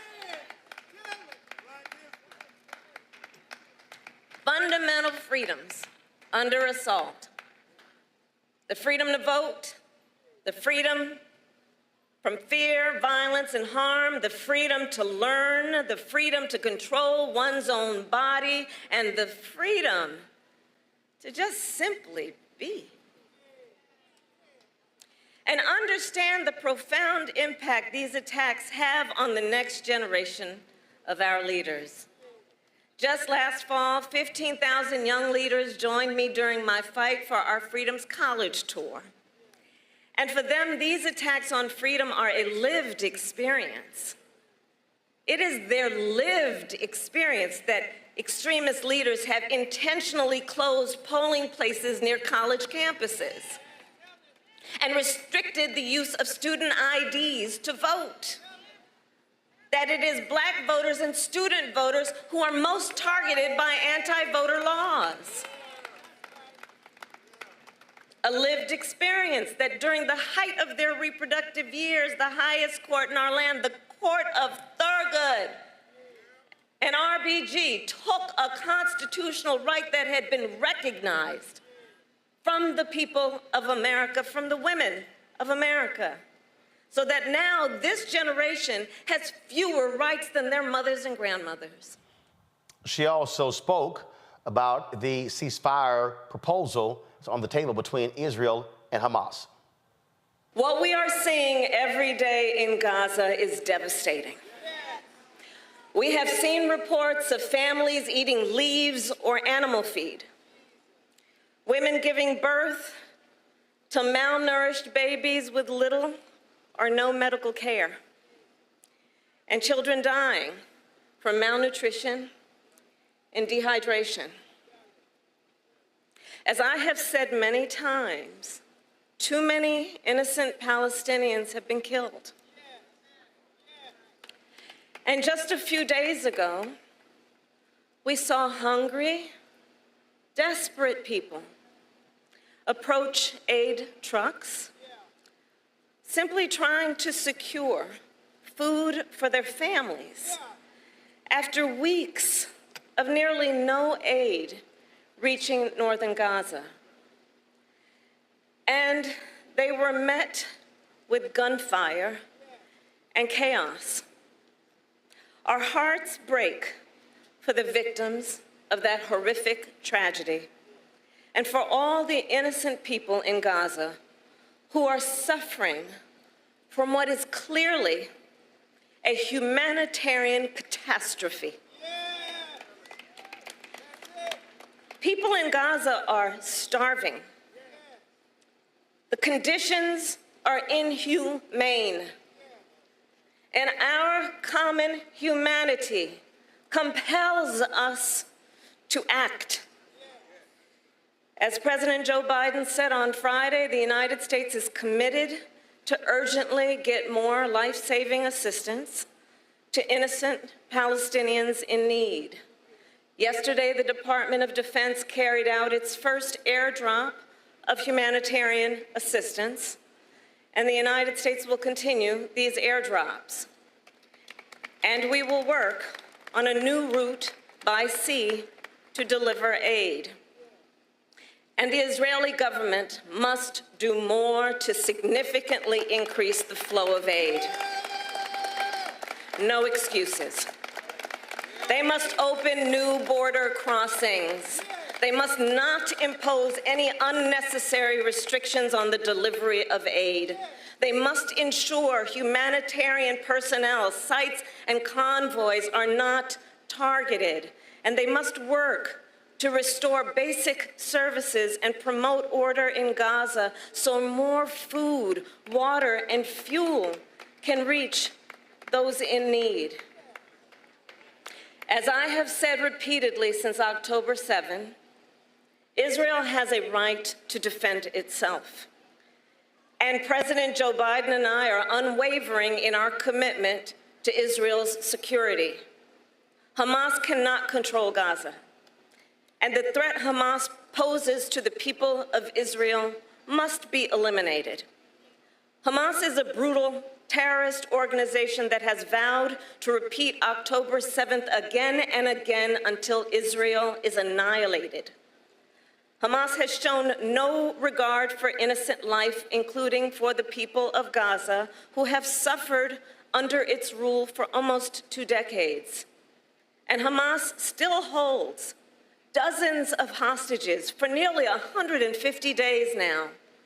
Innocent men and women, including American citizens, who were brutally taken from their homes and from a concert. I will repeat, the threat of Hamas poses to the people of Israel must be eliminated. And given the immense scale of suffering in Gaza, there must be an immediate ceasefire. For at least the next 6 weeks, which is what is currently on the table. This will get the hostages out and get a significant amount of aid in. This would allow us to build something more enduring, to ensure Israel is secure, and to respect the right of the Palestinian people to dignity, freedom, and self-determination. Hamas claims it wants a ceasefire. Well, there is a deal on the table. And as we have said, Hamas needs to agree to that deal. Let's get a ceasefire. Let's reunite the hostages with their families, and let's provide immediate relief to the people of Gaza. On Congo, the position that the vice president took, this is not a new one internally. She had been pushing the president since November on this very issue to even publicly state the call for a ceasefire. Yeah, absolutely. And I feel like people have unfairly criticized her and saying that she hasn't done enough. I mean, she's the vice president. She's not the president. You know, they've gone after the fact that, you know, she has a Jewish husband, all of these different things that were just unfair. And so, you know, when she was making that speech, you know, we can tell like the audience was kind of like, I don't know if this is the spot. But as soon as she went to that ceasefire part, you know, people were with her because that's what we want. And I do believe that even though they try to downplay what happened in Michigan, you know, last week, this is not something that became all of a sudden something they wanted to do because of what happened in Michigan. Because like you said, she's been pushing for it for a while behind closed doors.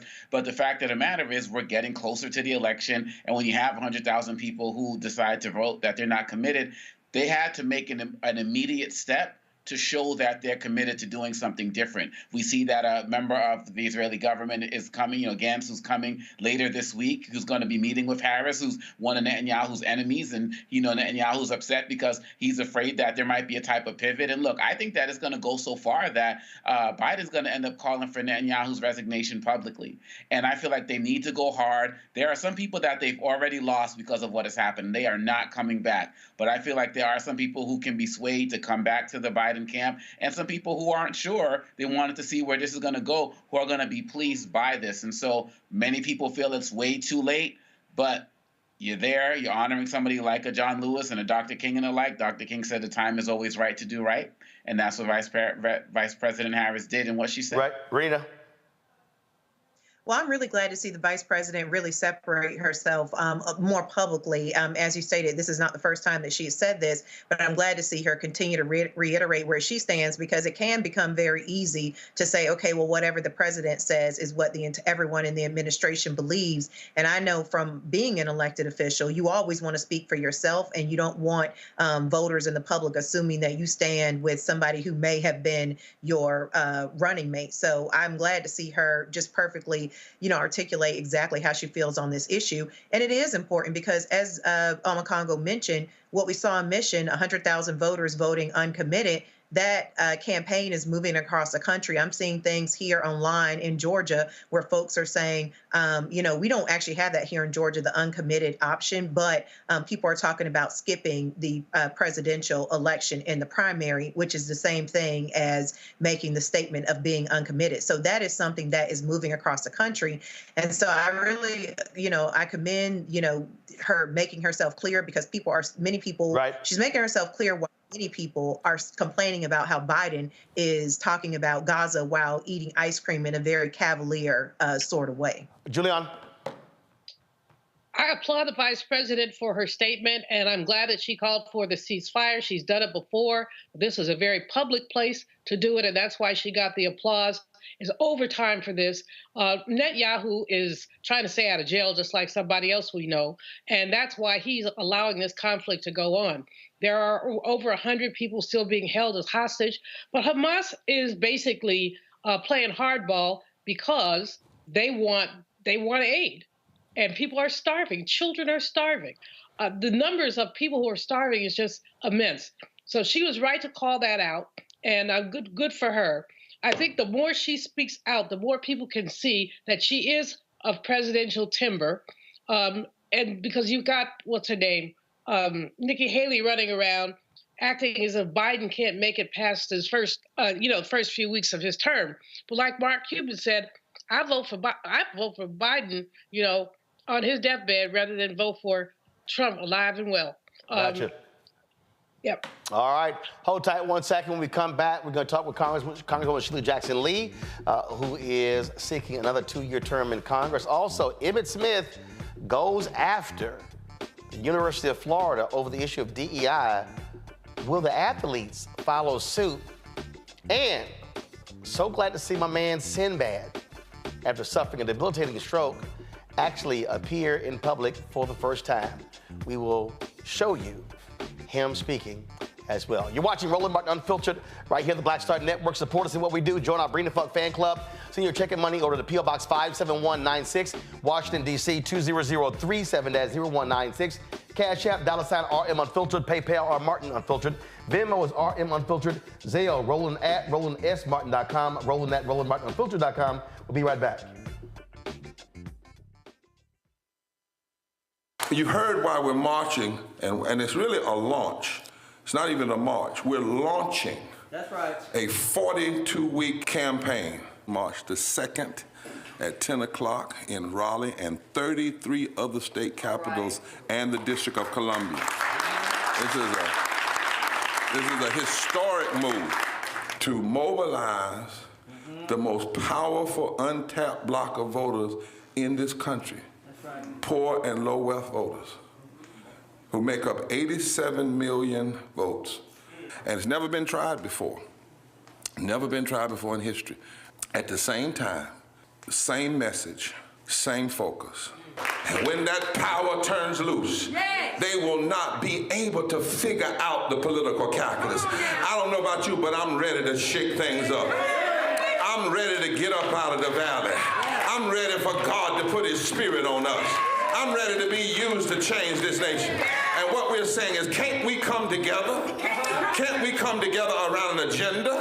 You ain't got to like everything about Reverend Barber. You don't have to like everything about Sangria. You don't have to like everything about Long Choir. But can we come together and say, it's time to end poverty as the fourth leading cause of death? It's time to have $15 at a living wage indexed with inflation. So every time inflation goes up, the minimum wage goes up.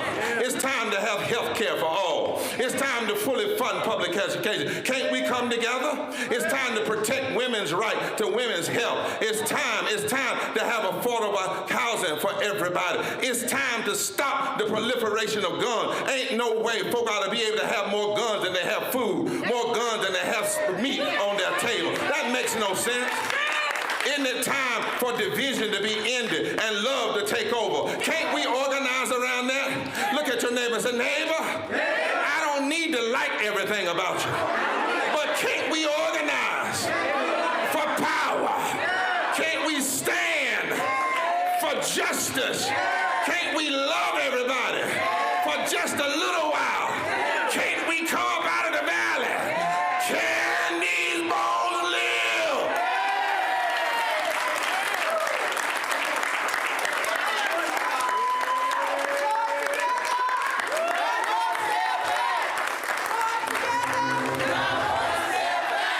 Farquhar, executive producer, Proud Family. You're watching Roland Martin Unfiltered.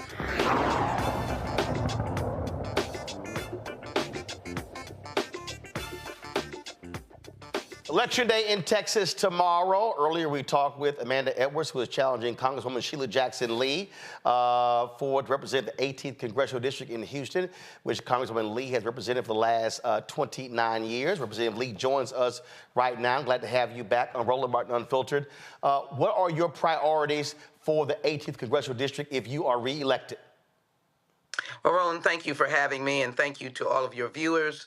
I know they are the kind of people that understand activism and service. And what I intend to do is what I've done in the past, which is to give the highest level and quality of service and fix the problems that my constituents have had. And I have been a fixer of problems. But as my agenda proceeds for the next term, it will be to build more housing everywhere I go. I hear the needs of housing in neighborhoods, restoring our neighborhoods, listening to the neighbors about the quality of housing that they need so that those who've been priced out of the market can come back. I want to make sure that I create a greater access to wealth for our businesses and those young families and others who are making their first steps in creating businesses for the first time. I want to make sure that health care is preserved, expanded Medicaid and Medicare. I've been a champion for universal health care, a champion for originally the Affordable Care Act, but also the public health component. I sat at the table and argued and advocated for the most expansive health care that we could get, protecting for our seniors, Social Security, and then, of course, going back to the table for all of those families who have suffered to introduce and reintroduce the George Floyd Justice and Policing Act. I am the lead as a ranking member on the Crime Subcommittee. We are planning on moving forward to ensure that we can do two things at once: respect law enforcement, but have justice. And that has been the work that I have been able to do. I am known for leading and passing the Violence Against Women Act, making it one of the strongest laws that we've ever had to not only protect women, provide the resources for law enforcement to be able to cure those issues. When I say cure, solve those issues of domestic violence, sexual assault, and provide women with protection and men as well. And then to make sure that we deal with AI in our community, particularly the impact on African Americans, and labor, to make sure that labor is strong. And then one of the things that I'm certainly proud of, to continue to grow the history of our people, as I led and was the first, the author of the Juneteenth federal legislation, created the federal holiday, the only sitting member in Congress that has created a federal holiday, the first one in 38 years, then I want to make sure that we move forward on the commission to study slavery and develop the response to those years. I am not afraid of moving on issues that challenge us, but I'm also not afraid of representing the entirety of my district, which is Latinos, Anglos, African Americans, Asians. I am there to be the problem solver. That's what I hope to do in the next term. You talked about housing as one of the critical issues, but the reality is there's an underbuilding in this country from 2010 to 2020 and 2020 to present day. We are not building homes fast enough. It's the lowest number since the 1940s. How do you, as a member of Congress, do anything about the underbuilding? What do you do to change that? I am a good collaborator. I'm also a person that comes home to the district and does not sit down. I meet people all over, and I have met just a large component of new and young builders who are eager to get into the marketplace and to do the job. So my first task is to collaborate, bring those young builders together, bring them together as a group, and begin to formulate an engine and an energy of home building, giving them access to credit, bringing the bankers here, talking to the private equity community. I've talked to some of them, and they're excited about being in the housing building market. Put them with these young and new builders. Multiply the number of people who are building in neighborhoods. Let the neighbors tell them what kind of housing type you want to have so that it fits the neighborhood and the neighborhood's quality and culture is not lost. I believe that you can do things when you think creatively, just like I did with the $50 million first-time grant to Texas Southern University pursuant to the Inflation Reduction Act, working with Dr. Robert Bullard, the father of environmental justice.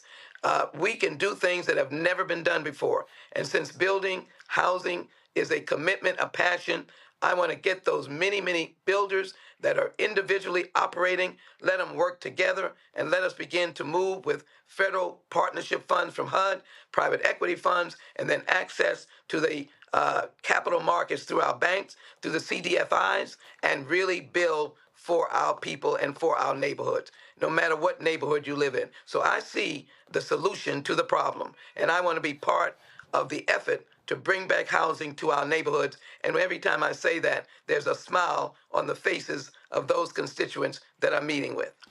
Your opponent says she wants to change systems and how things work, such as money that comes back to the state. I said, well, the money comes back through community development block grant funds, and oftentimes that goes to the governor of Texas, and doesn't necessarily come back to the cities. Speak to that, because that's what I've heard from black mayors as well. They say, hey, don't send the money to these red state governors. Get the money directly to mayors of these cities, a lot of them who are African-American or who are Democrat or who are nonpartisan. Your thoughts? Well, first of all, that has been an issue that myself and the Congressional Black Caucus and the Progressive Democrats have been working on. It's an issue that I know about, that I understand. First of all, in disasters, there's something called the Stafford Act. One single member that's a freshman will make no headway in any change of any system. What has to happen is a massive overhaul of the legislation and advocacy, and you have to do the work. And I've been able to successfully bring direct funding to our cities and our counties, as $1 million that came in for our victims' assistance, dollars that have come in to build economic empowerment centers, dollars that have come in for housing. It's the members' hard work. But as it relates to the law, we have all been working on looking at how we rewrite the law that has not been able to be rewritten in probably 50 years or more, to be able to sidestep that direct routing of funds that is the policy of the federal government to the states, which then ultimately goes to local government systems. But what you have to do is be astute as a member who has seniority, who is a chief deputy whip, as I am, who is someone who is able to collaborate with the chairman of the Appropriations Committee to build the foundation of getting direct funds to the cities that you represent, like the city of Humble, like the city of Jacinto City, like Houston, all of those places I've represented, and I've been able to get direct funding to them. It is the knowledge, it is the experience, it is the can-do working with other members of Congress of equal seniority and understanding and wanting to help Shelia Jackson Lee in her particular district. We want to make system changes, but that takes a very long time, and the Stafford Act has not been changed in decades. So we don't want to give up, but we want to find alternatives to put money in the pockets of our great mayors. And I believe in collaborating with our mayors. I've collaborated with every single mayor that I have had the privilege of representing, including bringing enormous dollars to them during disasters. Hurricane Ike, Hurricane Rita, Hurricane Katrina, which it did not directly hit us, but the people who came, we had to provide resources for them.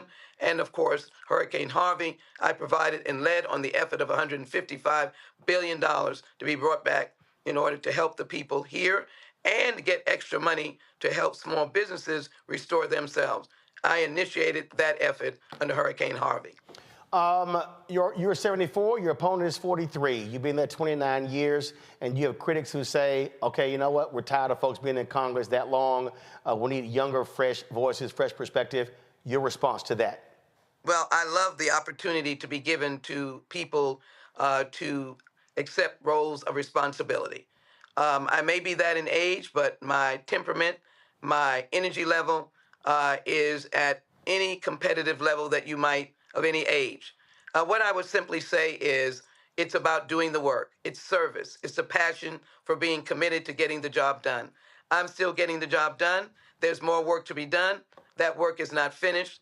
And I will open the door and opportunities, as I've done over the years, for many, many people who've gone on to elective office, gone on to positions in presidential administrations, been leaders in campaigns across the nation, been locally elected officials, and I intend to continue to do that. And yes, life does not give you, everyone, a guaranteed 100 years. And so as I do the work, there will be opportunities to be able to share the opportunities of leadership.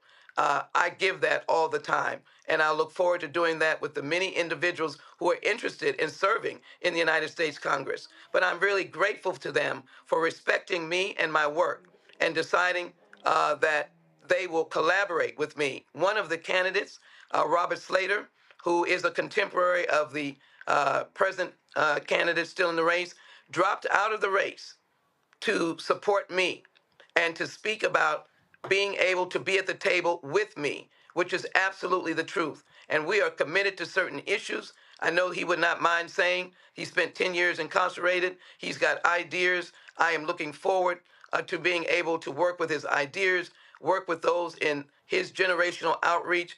My reach is from 5 years old to Gen Z, Gen X, millennials, families, and our elders. We learn from all of us. And I've been a congresswoman that has been fortunate enough to work with every single level and to bring joy and response on their needs. So I'm going to continue to do that and continue to be someone who mentors, open the doors of opportunities, and the doors will be open, and there will be opportunities for many people to walk through the door. You can count on Shelia Jackson Lee being that kind of member of Congress. I've done that in the past, and I enjoy it in the future. And Roland, as I walk through this district, I am seeing people hugging me about all the things that I've had a chance to do for them, and they are of the contemporary age of the individual who is running, and they are contemporaries of people who are not my age, and they are clearly seeing me as lively, ready to serve. I have people fighting for me because they saw me fighting for them. And that's all I can offer as we go into the election tomorrow for Shelia Jackson Lee, to reelect me because you know that I've been fighting for you. And so I hope that you'll fight for me and that together we'll make things even better. There's been a continuous progress in the 18th Congressional District since I've been elected. There's not been 1 year when there's not been a progressive change or movement or growth or funding since I've served. I've not let 1 year languish, if you will, or be without attention because I've been there at this number of years or I'm going to be there this number of years. Right. I've never taken this seat for granted, never. Congresswoman Shelia Jackson Lee, we appreciate it. Thanks a lot. Thank you. It's good to be with you. Folks, election Bye-bye. day. Get out and vote. Gotcha. Election day is tomorrow, folks, in Texas and several other states across the country. And, of course, we'll be talking about those results tomorrow, but also on Wednesday's show. All right, when we come back, I got to talk about Emmitt Smith blasting University of Florida over them firing all of their DEI staffers. Isn't it time for these black football players to say peace to go into these state institutions that don't want black folks there? We're going to break it down in our panel next on Roland Martin Unfiltered on the Black Star Network. Switching sides. Grow your business or career with Grow with Google's wide range of online courses, digital training, and tools. Gain in-demand job skills with flexible online training programs designed to put you on the fast track to jobs in high-growth fields. No experience is necessary. Learn at your own pace. Complete the online certificate program on your own terms. Stand out to employers, get on a path to in-demand jobs, and connect with top employers who are currently hiring. Take one professional career certificate program or all 6. Earn a Google Career Certificate to prepare for a job in a high-growth field like data analytics, project management, UX design, cybersecurity, and more. All professional career certificate programs must be completed by December 31st, 2024. Scan the QR code to complete the application. There are 1,000 scholarships available. Grow with Google and J. Hood and Associates. Be job ready and qualify for in-demand jobs.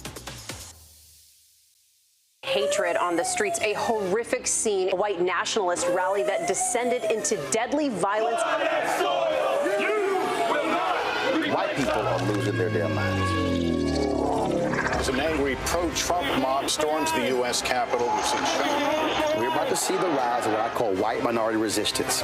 We have seen white folks in this country who simply cannot tolerate black folks voting. I think what we're seeing is the inevitable result of violent denial. This is part of American history. Every time that people of color have made progress, whether real or symbolic, there has been what Carol Anderson at Emory University calls white rage as a backlash. This is the rise of the Proud Boys and the Boogaloo Boys. America, there's going to be more of this. Here's all the Proud Boys, guys. This country is getting increasingly racist in its behaviors and its attitudes because of the fear of white people. The fear that they're taking our jobs, they're taking our resources, they're taking our women. This is white fear.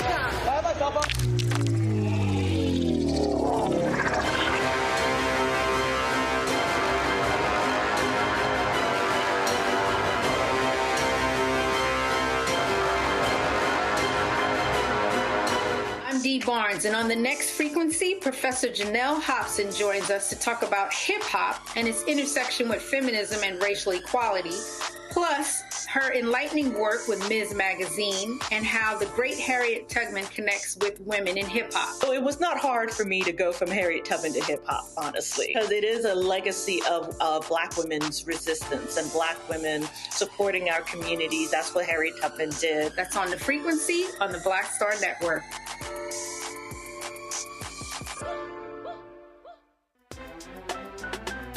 I'm Faraji Muhammad, live from LA. And this is The Culture. The Culture is a two-way conversation. You and me. We talk about the stories, politics, the good, the bad, and the downright ugly. So join our community every day at 3 p.m. Eastern and let your voice be heard. Hey, we're all in this together. So let's talk about it and see what kind of trouble we can get into. It's The Culture, weekdays at 3, only on the Black Star Network. On a next, A Balanced Life with me, Dr. Jackie. What does it mean to actually have balance in your life? Why is it important and how do you get there? A masterclass on the art of balance. It could change your life. Find the harmony of your life. And so what beat can you maintain at a good pace? What cadence can keep you running that marathon? Because we know we're going to have high levels, we're going to have low levels, but where can you find that flow, that harmonious pace? That's all next on A Balanced Life on Black Star Network. It's John Murray, the executive producer of the new Sherry Shepherd Talk Show. This is your boy, Earthquake. And you're tuned in to Roland Martin, Unfiltered.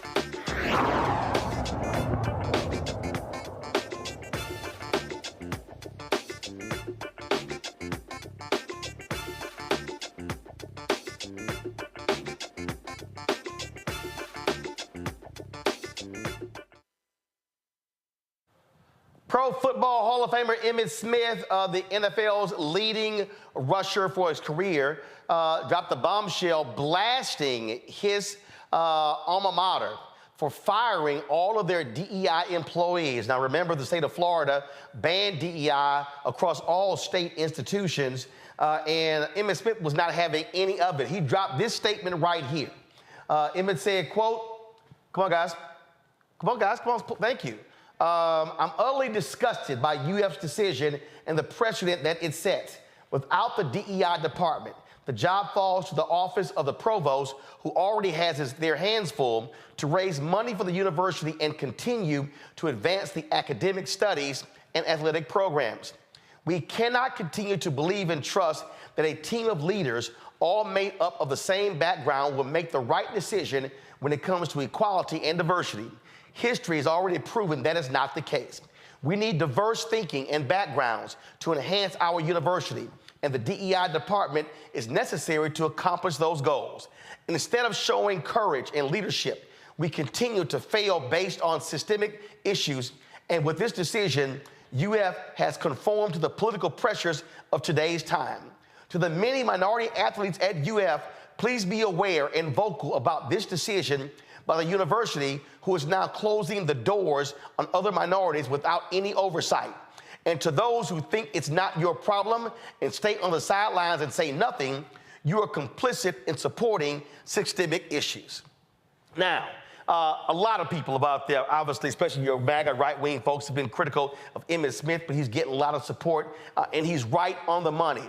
And the reason why this is important, folks, is because when you have athletes, former athletes, legends, icons dare to stand up and to challenge conventional thinking, then you're going to see, I believe, a fundamental difference. Now, some of y'all may disagree with me and say, well, I don't really know if that's the case. Do y'all remember when a brother out of Mississippi State dared to say, I'm not playing under that Confederate flag? And then what happened? They quickly moved. Remember this story right here? This brother, give me 1 second. Let me pull it up here, unlock it. There we go. All right. Remember this story right here? Mississippi State running back. I won't represent this state until flag is changed. And when Kylan Hill made that particular comment, he, of course, was one of the top rushers in the NFL, in college football. Folks, it did not take long for them to change the state flag. Literally, the white racists in Mississippi, Republicans, have been fighting for a long time to keep that Confederate emblem on that state flag. When that brother and other athletes started saying, we ain't having it, and when those white head coaches started telling those lawmakers, the black players not coming to our state, they immediately changed that flag. Y'all might remember University of Missouri, when they also announced they were going to boycott over issues. That led to top university officials resigning and massive changes at the university. This is what we know. There is power from athletes. A few months ago, when Texas A&M, they screwed over Kathleen McElroy, A&M graduate, I called on athletes, 4- and 5-star athletes, to tell Texas A&M, peace, if you can't hire black folks after they graduate, then I'm not coming to your university. And I called on a bunch of former athletes to stand up. Many of them were silent. And so, if we're talking about changing here, right now in Alabama, the mayor of Birmingham, Randall Woodfin, came out and said, if Alabama gets rid of DEI in the state, black players should not come play football at Alabama or Auburn. And I'm telling y'all right now, college football cannot exist without black players. Ask Bear Bryant what happened when Alabama had his all-white team and USC came to town with all them black players and kicked Alabama's ass up and down the field. Them white racists in Alabama said, we're going to have to go get us some of them, and that's when they were able to go out and recruit black ball players. So I know some people are also saying, well, man, you know what? The owners shouldn't be on these players. Y'all, understand something right here. America don't understand nothing but money. And you might remember, black athletes during slavery, they were seen as money, major earners. They still are major earners for Texas A&M, for Florida State, for Alabama, for Auburn, for Ole Miss and Mississippi State, and for Tennessee and on. If we are going to see changes in our society, it's going to take more than civil rights activists, more than black-owned media, more than other advocates doing what's right. And I guarantee y'all, if football players and basketball players say, nah, we ain't coming, all of these states will change those laws quickly. You know why? Because if you're not playing for a national championship in football or basketball, and you not getting any of that TV money and that playoff money and donations drop, oh, they gonna buckle.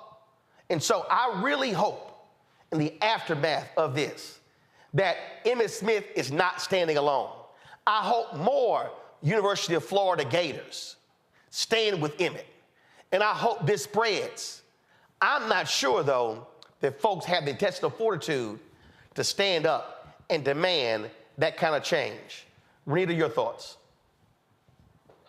Well, I actually graduated from the University of Florida, so this is my alma mater. And I can tell you that when I saw his statement, I was nothing short of elated to see that he had said that. I think what he is saying is so important. I was elated because it just reinforces again over and over what we continue to see, which is Black people are really good at coming up. We as a community are really great at coming up with strategies to respond to white supremacy. I think it's very important that this message is coming from Emmitt Smith because it's important that it's coming from him, because if athletes are thinking to themselves, okay, well, I don't know if I want to do this because this is such a great sacrifice, he knows what he's asking you to do. So the messenger matters. And so from, as you mentioned before, with Mayor Ruffin and now Emmit, this is an excellent strategy. It absolutely will have effect, particularly on Florida and at the University of Florida, because I remember when I attended, the entire school, most of it revolved around what happened with the football team. And so I'm elated to see this. And like you said, I hope that he does not stand alone.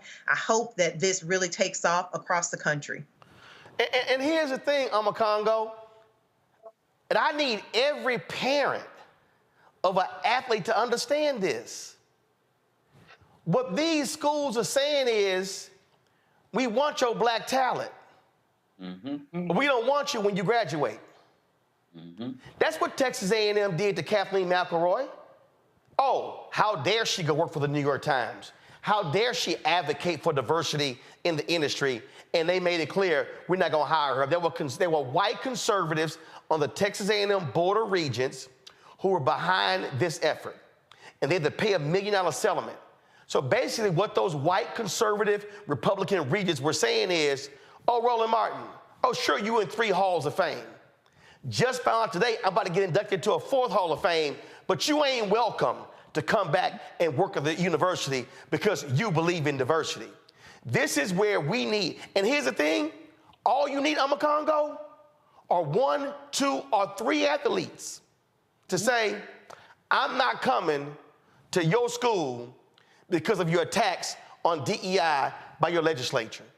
And I'm telling you, it will send a shiver down the spines of every coach and every assistant coach and every recruiter, because they're gonna be wondering, oh my God, who's next?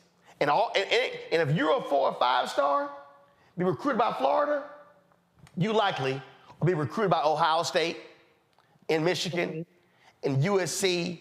So there are numerous top programs you can go to. I hope we have some Black parents and some Black athletes who have the courage to say, you know what, I'm with Emmit. And if they committed to Florida, decommit and say, this is why, trust me, they will all of a sudden change. Oh, absolutely. And the space is right for this. I can completely see somebody like LeBron James, the guys, Steph Curry, coming out in support of these types of players, because of so many of these players are activist minded. We saw what happened with the NBA and the Clippers and what they did to get rid of that president. But here's the thing, in Florida, we got to also understand that a lot of these owners in different places, they're more emboldened. The Orlando Magic made a donation to Ron DeSantis in the name of the organization, which includes the players. And so my point is that as we're going towards this election, these owners and presidents and stuff, they're getting more emboldened. And so we have to become more emboldened as well. And so when we're talking about what happened in Missouri, and then you've got to remember, a lot of these players now, they can get their NIL deals. They have lots of ways to make money and wield their influence. And so these students, they have to, in addition to the DEI, I work in this DEI space, so I see these cuts and disrespect happening to our stories every single day. But in addition to the DEI space conversation, Roland, these players have, some of them are women, right? In terms of the women's sports. Then, some of these male players, they got mothers, they got sisters.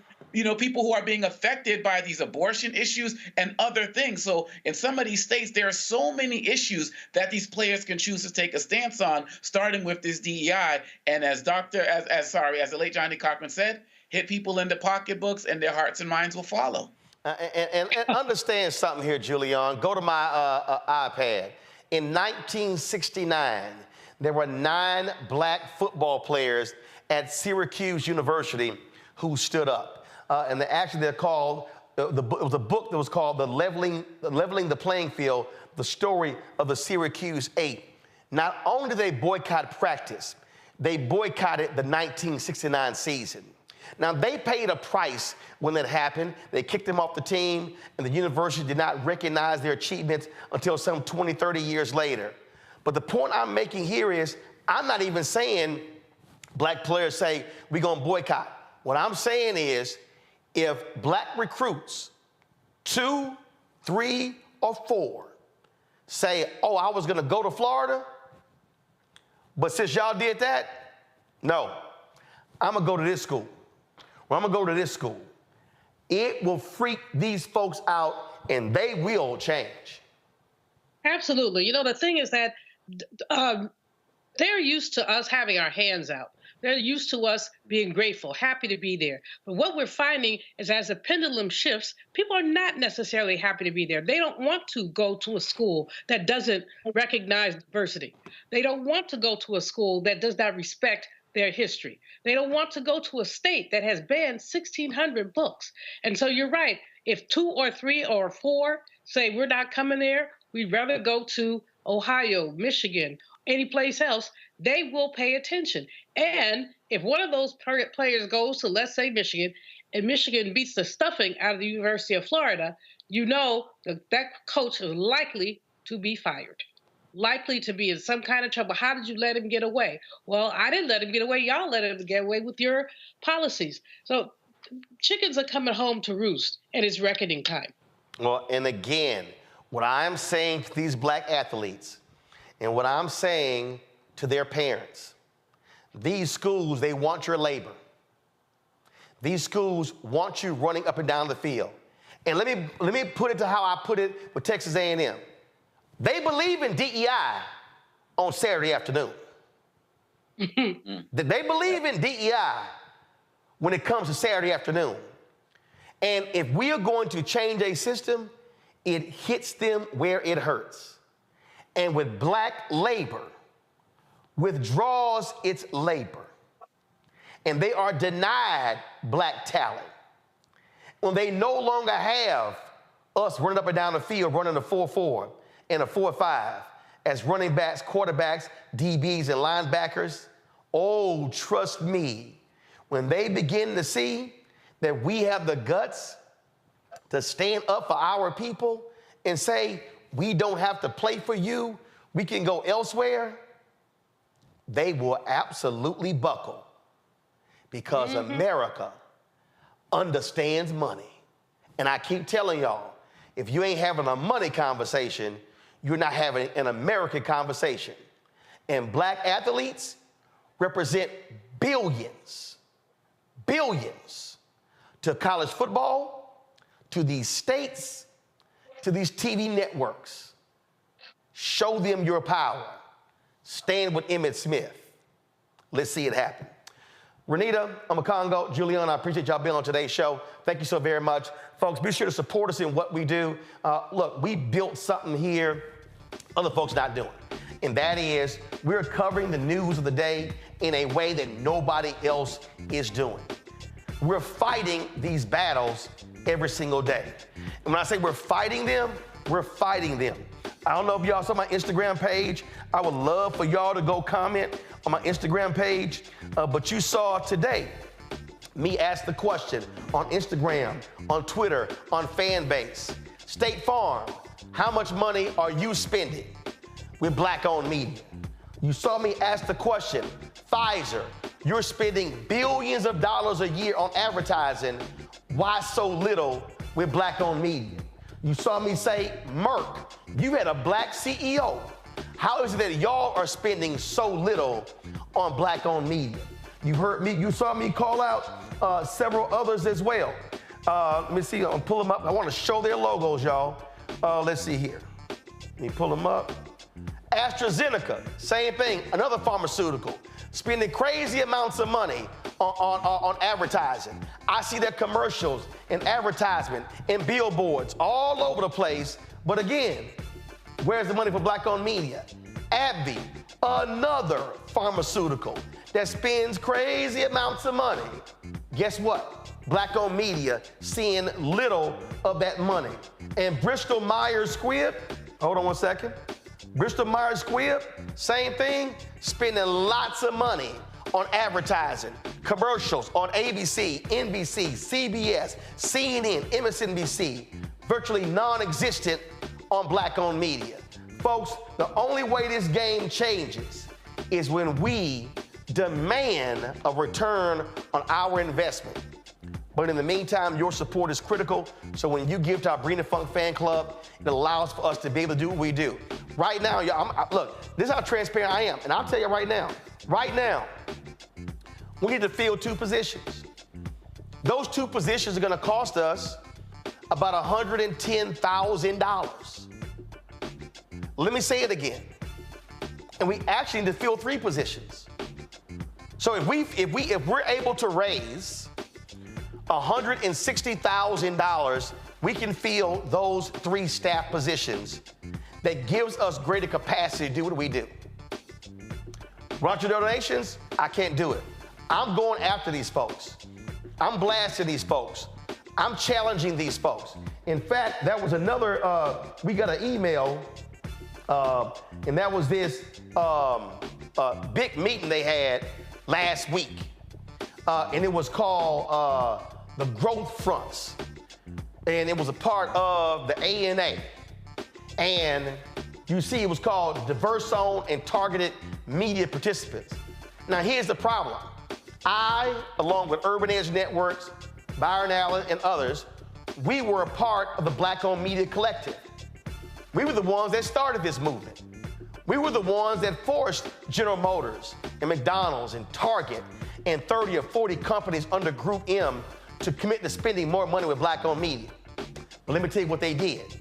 The companies shifted from black-owned media to diverse-owned media.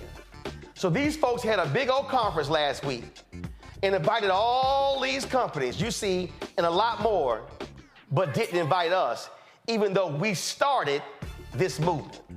Oh, I've already sent them a letter, an email, and posted them on social media saying, how you not gonna invite the people who started the movement to get us more money? How you not gonna invite us to your growth front? Show it again.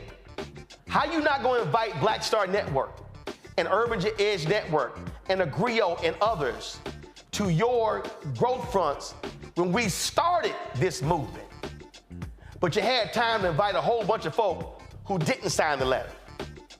So I need y'all to understand, the only way we can challenge these folks is if we own our own media.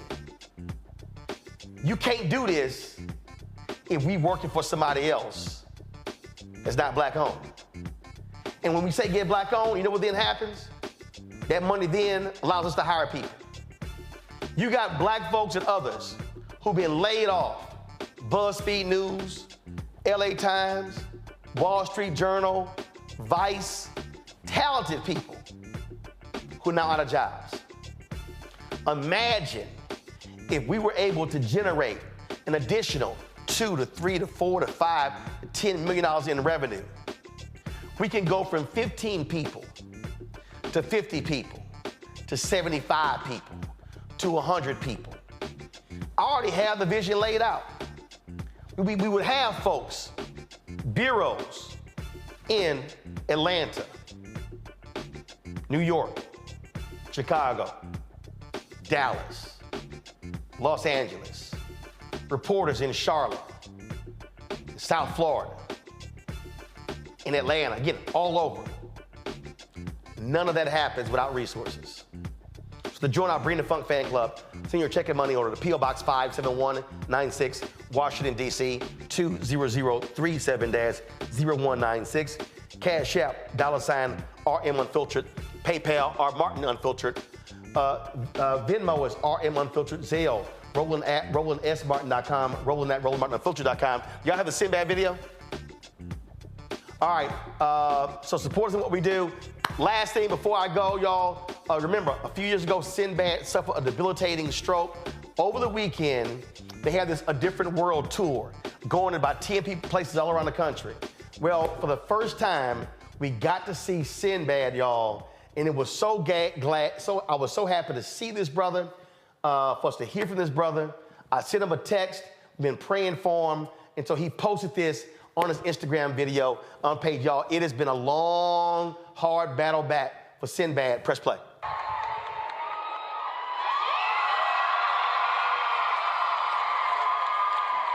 Man, that was so cool. A Different World going to Atlanta, going to Morehouse College, other campuses, and getting a chance to be on a Zoom and say something to the kids. It's wild that the kids even know who I am. That's beautiful. Thank you to everybody who's been praying for me and saying good things and supporting me during this time in my life. It means a lot to me. Thank you so much. God has been with us, and He's carried me. Well, He's carried me through my whole life. And it means so much when I hear from y'all and you tell me, Sinbad, keep going, saying, Sinbad, we're sending prayers, we're praying, my family's praying for you. Those words are important, and I feel it. I feel those prayers. I want to say this to all the people who have emailed me through the website. Some of you are going through what I'm going through, or even worse than me. I'm reading these things. I'm going to try to answer as many as I can. I pray for you and understand what it's like. It's rough. I want to thank all of y'all who've been fans and friends all these years of mine. Thank you so much. Expect to see more of me soon. And don't freak out if you turn around, I'm standing right behind you. Sinbad, I can't believe you here. You can't believe it. You better believe it. Miracles happen. So for years, Sinbad has been challenging me. He's like, Roland, one day you're gonna do a 15-minute set on stage. I'm like, Sinbad, that ain't what I do. He's like, no, you funny. You gonna get your butt on stage. All right, so when you get back on that stage, I'm gonna be on that stage with you. All right, my brother, be praying for you, be well. Folks, I'll see y'all tomorrow. Halt! Start Network is here. Oh, no punch! I'm real revolutionary right now. Thank you for being the voice of Black America. All momentum we have now, we have to keep this going. The video looks phenomenal. See, there's a difference between Black Star Network and Black-owned media and something like CNN. You can't be Black-owned media and be scared. It's time to be smart. Bring your eyeballs home. You dig?